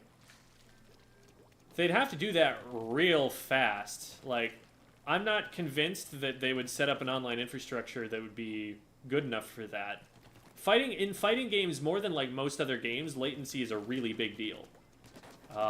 They can't have any of that.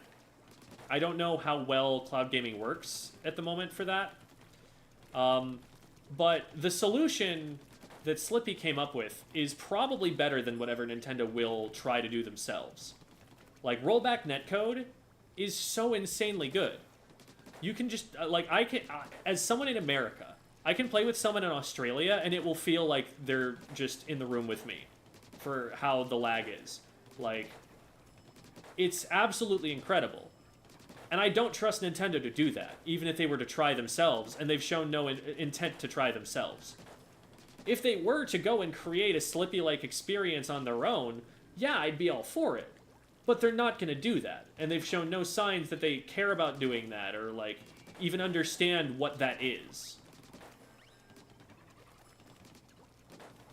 Like, there's definitely a situation where, you know, you change the circumstances and I'm on Nintendo's side. The thing is just we're not in those circumstances.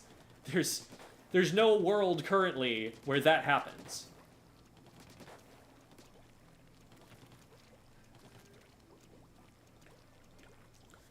What's your favorite color combo? Or are you talking about the ink? It would be the like, watermelon color, the, like, green and red.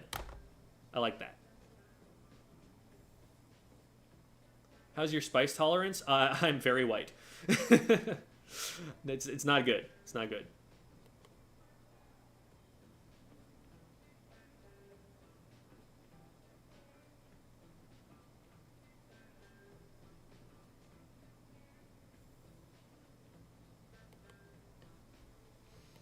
How's your team review maps before a tournament set? We come up with game plans in VOD reviews at the beginning of the week, and then we do at least like a couple scrims on those map modes to practice them and see if our plans actually work the way we think they do in a competitive setting.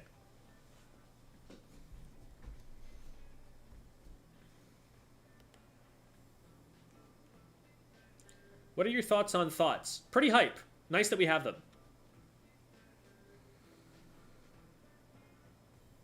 200 ping in my matches and other games. Ping is not really something that you have a ton of control over. Sure, there are some things that can interfere with the speed and artificially inflate the ping, but at a certain point with ping, you're just dealing with the speed of light as it travels around the world. There's not really much of a way around ping. But rollback netcode kind of changes the impact that latency has on the game in a way that makes it more playable and feel more smooth. Have you ever been tested for color blindness? I think I've done it. I haven't been formally tested, but I've done some of those like online tests and I've always passed them. I also would have probably recognized by now when I called something the wrong color.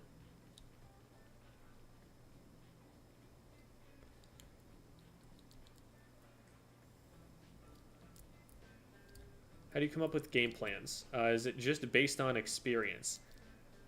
That's saying a lot. Like, just experience? Like, that's a lot of things that are encompassed within that.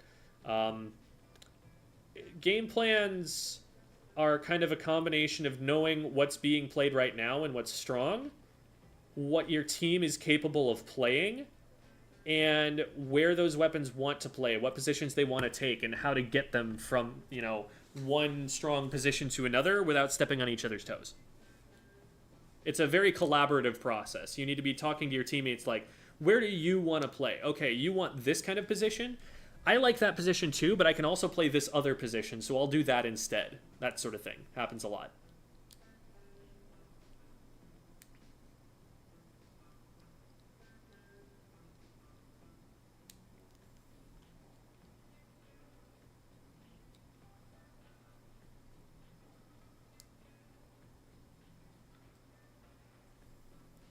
Try using Ethernet cable if you're not already. You may help significantly with ping. Okay, ping, like, again, there are some things that you can do to optimize your ping, but you can't just make your ping 0. Like, there will be a point at which you're playing with someone who is too far away to have a ping that is particularly low. It will just take that amount of time for the signal to travel because the light can only travel so fast. Keep calling teal green.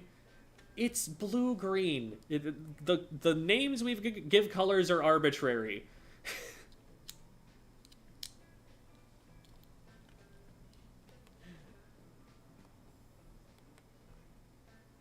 There is some yellow in that blue, okay? Good Tri Nouveau streamers you recommend. I don't know if people are really playing a ton of Tri Nouveau specifically right now at top level, but Kyo is a bucket player, and has like a ton of experience on Tri-Slosher, so that would always be someone who's good to watch.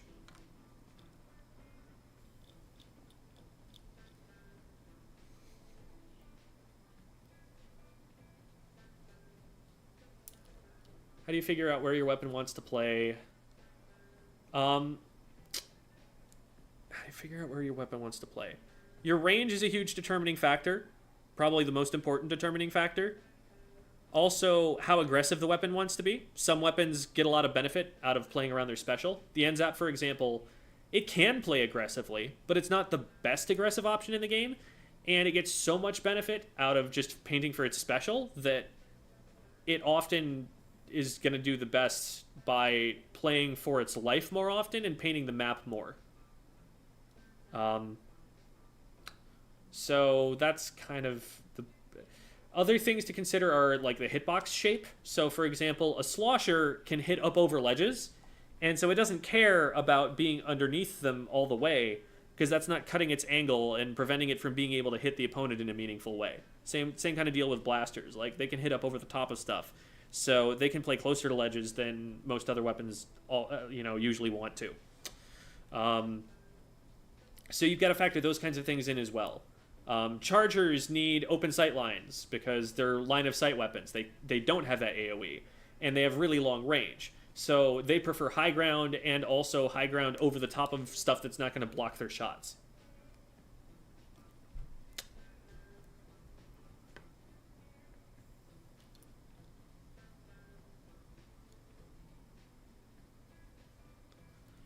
For Stamper, do you know why Inksaver main is used over Inksaver sub?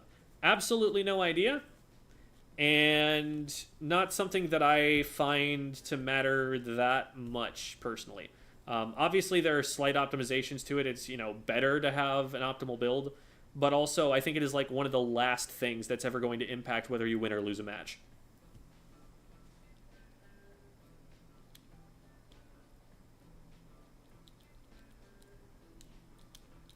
Opinions on Zipcaster meta.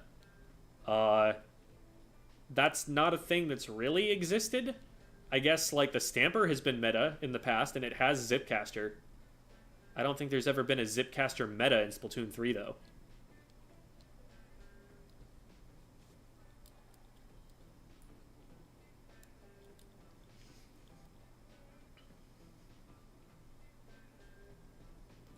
Calling it green is a criminally offensive misclassification of colors.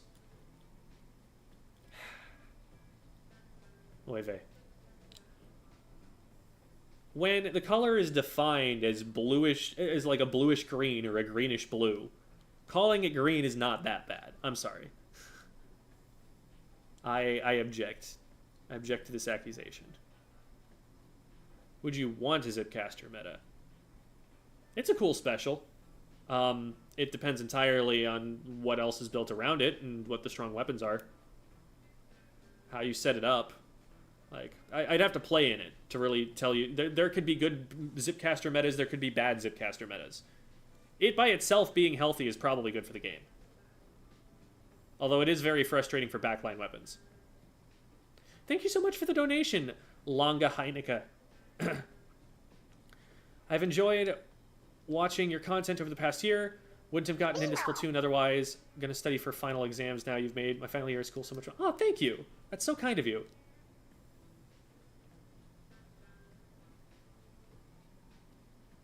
Is it that bad? It is that bad. It's like calling orange red. No, it's not. Orange is not like just a yellowish red.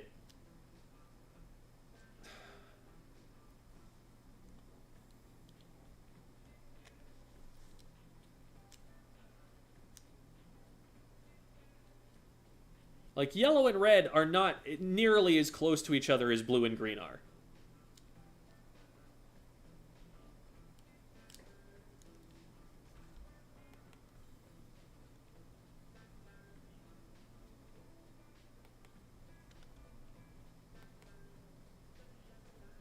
How to use Stamper in a competitive environment. Y'all need to watch some Pro Chara.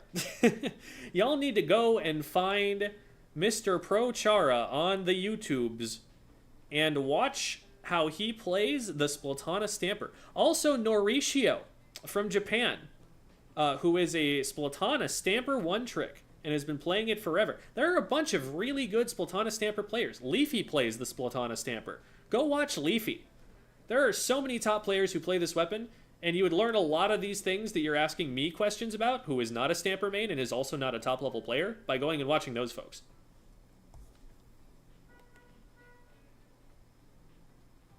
I call this Hatsune Miku Blue. Alright. We'll allow it.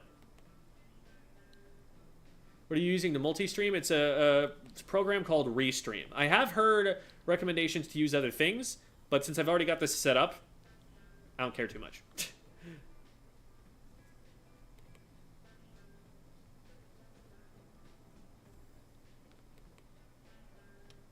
Please refer to colors only by their exact wavelength from now on. There we go, there we go. Okay. We've got this figured out. Hex codes, please, at the very most.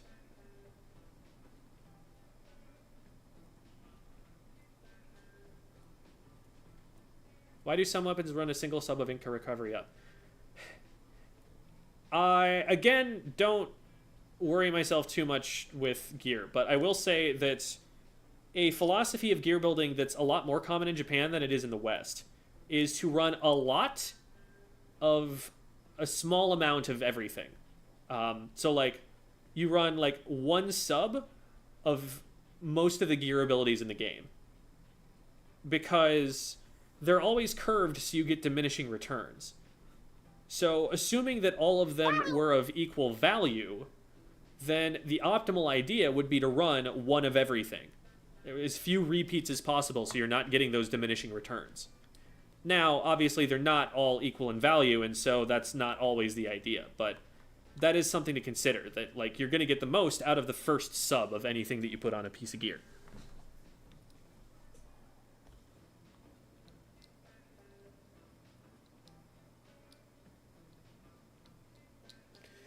I think Norishio, I'm pretty sure they stream, but I'm pretty sure their name would be in Japanese. So I don't know off the top of my head exactly how to go find them, but I'm sure you could probably find them in a tournament VOD somewhere. And then figure out, like, you know, even if you're not, you know, fluent in Japanese, you could at least figure out what the shape of the characters are in their names and kind of try and figure it out from there.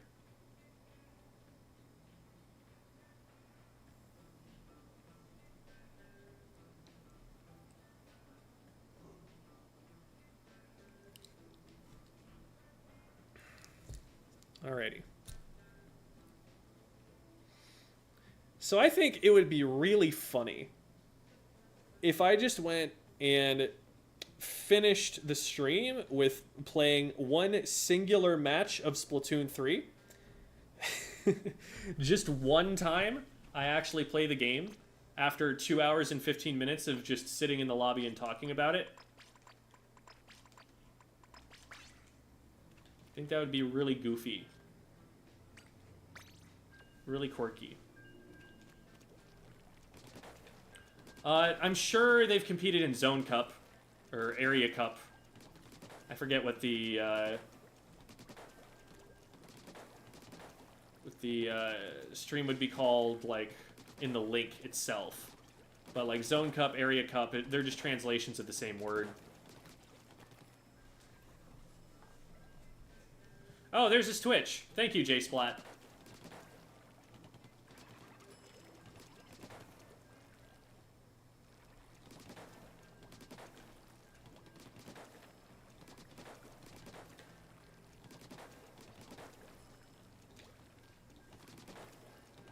My most used weapon is almost certainly the vanilla splatter shot. My favorite is the Splatoon 2 Tensatech splatter shot.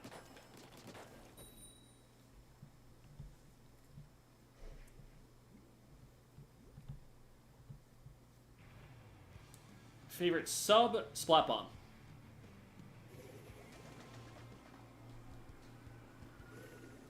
And favorite special, Inkjet, before you ask.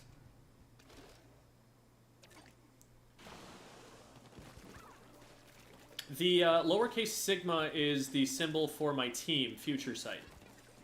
It's meant to resemble an eye.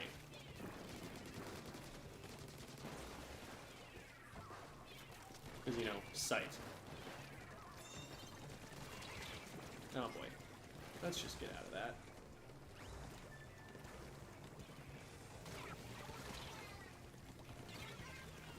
Well, that's my sign to leave.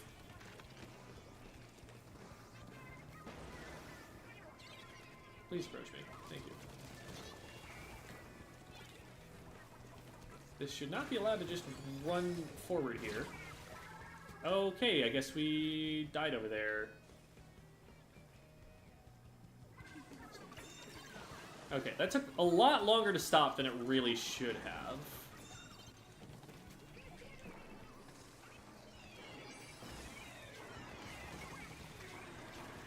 Probably would have preferred that they go the direction that our teammates went so that they had protection all the way forward, but we still have lead. It's, I don't know, this isn't a meaningful lead.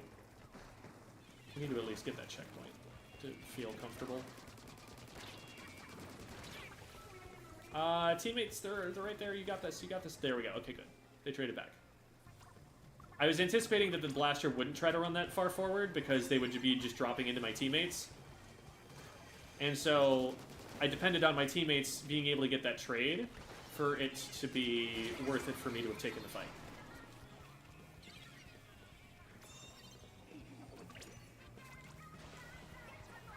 We probably still have advantage on this. We can probably keep going.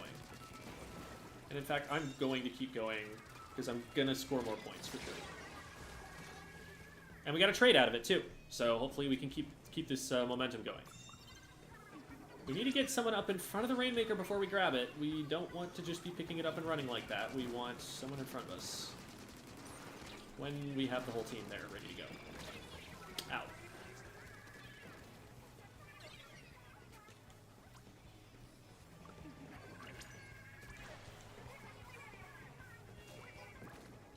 Hi, Blaster. Oh, I hit someone else first. Probably could have gotten 2 there if I had been a little faster, but it was a 1v3, and I didn't recognize how many people there were. Okay. Oh, I didn't think I was close enough to that. That's my bad. Okay, let's actually survive as we come in here. Or at least get cooler before we die. We're really doing a poor job of keeping our map controlled when we get it. We're getting a lot of picks, but then we're like losing ground really quickly when we do get it. We're really weak. Team will finish that off. I need to worry about the guy who's over here. Okay, we got them. We actually probably can just kind of push ahead from here. I should really be getting this player quicker. I've caught them that way a couple of times, and I'm not getting them. And that's slowing me down on taking all of the other fights. They need some paints. We probably could have painted for them there. Oh, they're crabbing is what's going on. Okay. I don't like the situation here, so I'm just going to try and run for points. I don't know how I didn't get stopped. Okay.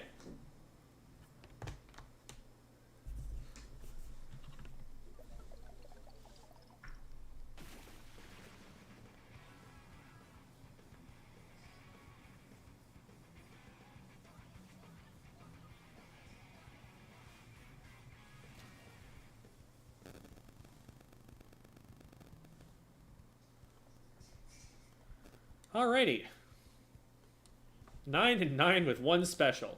Not the greatest performance, but it was enough to get us 10 whole points.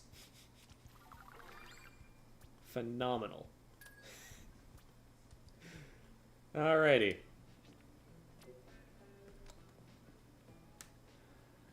So there's how that went. 3 crab tanks is a big deal given how fast that game was. Alright, nice.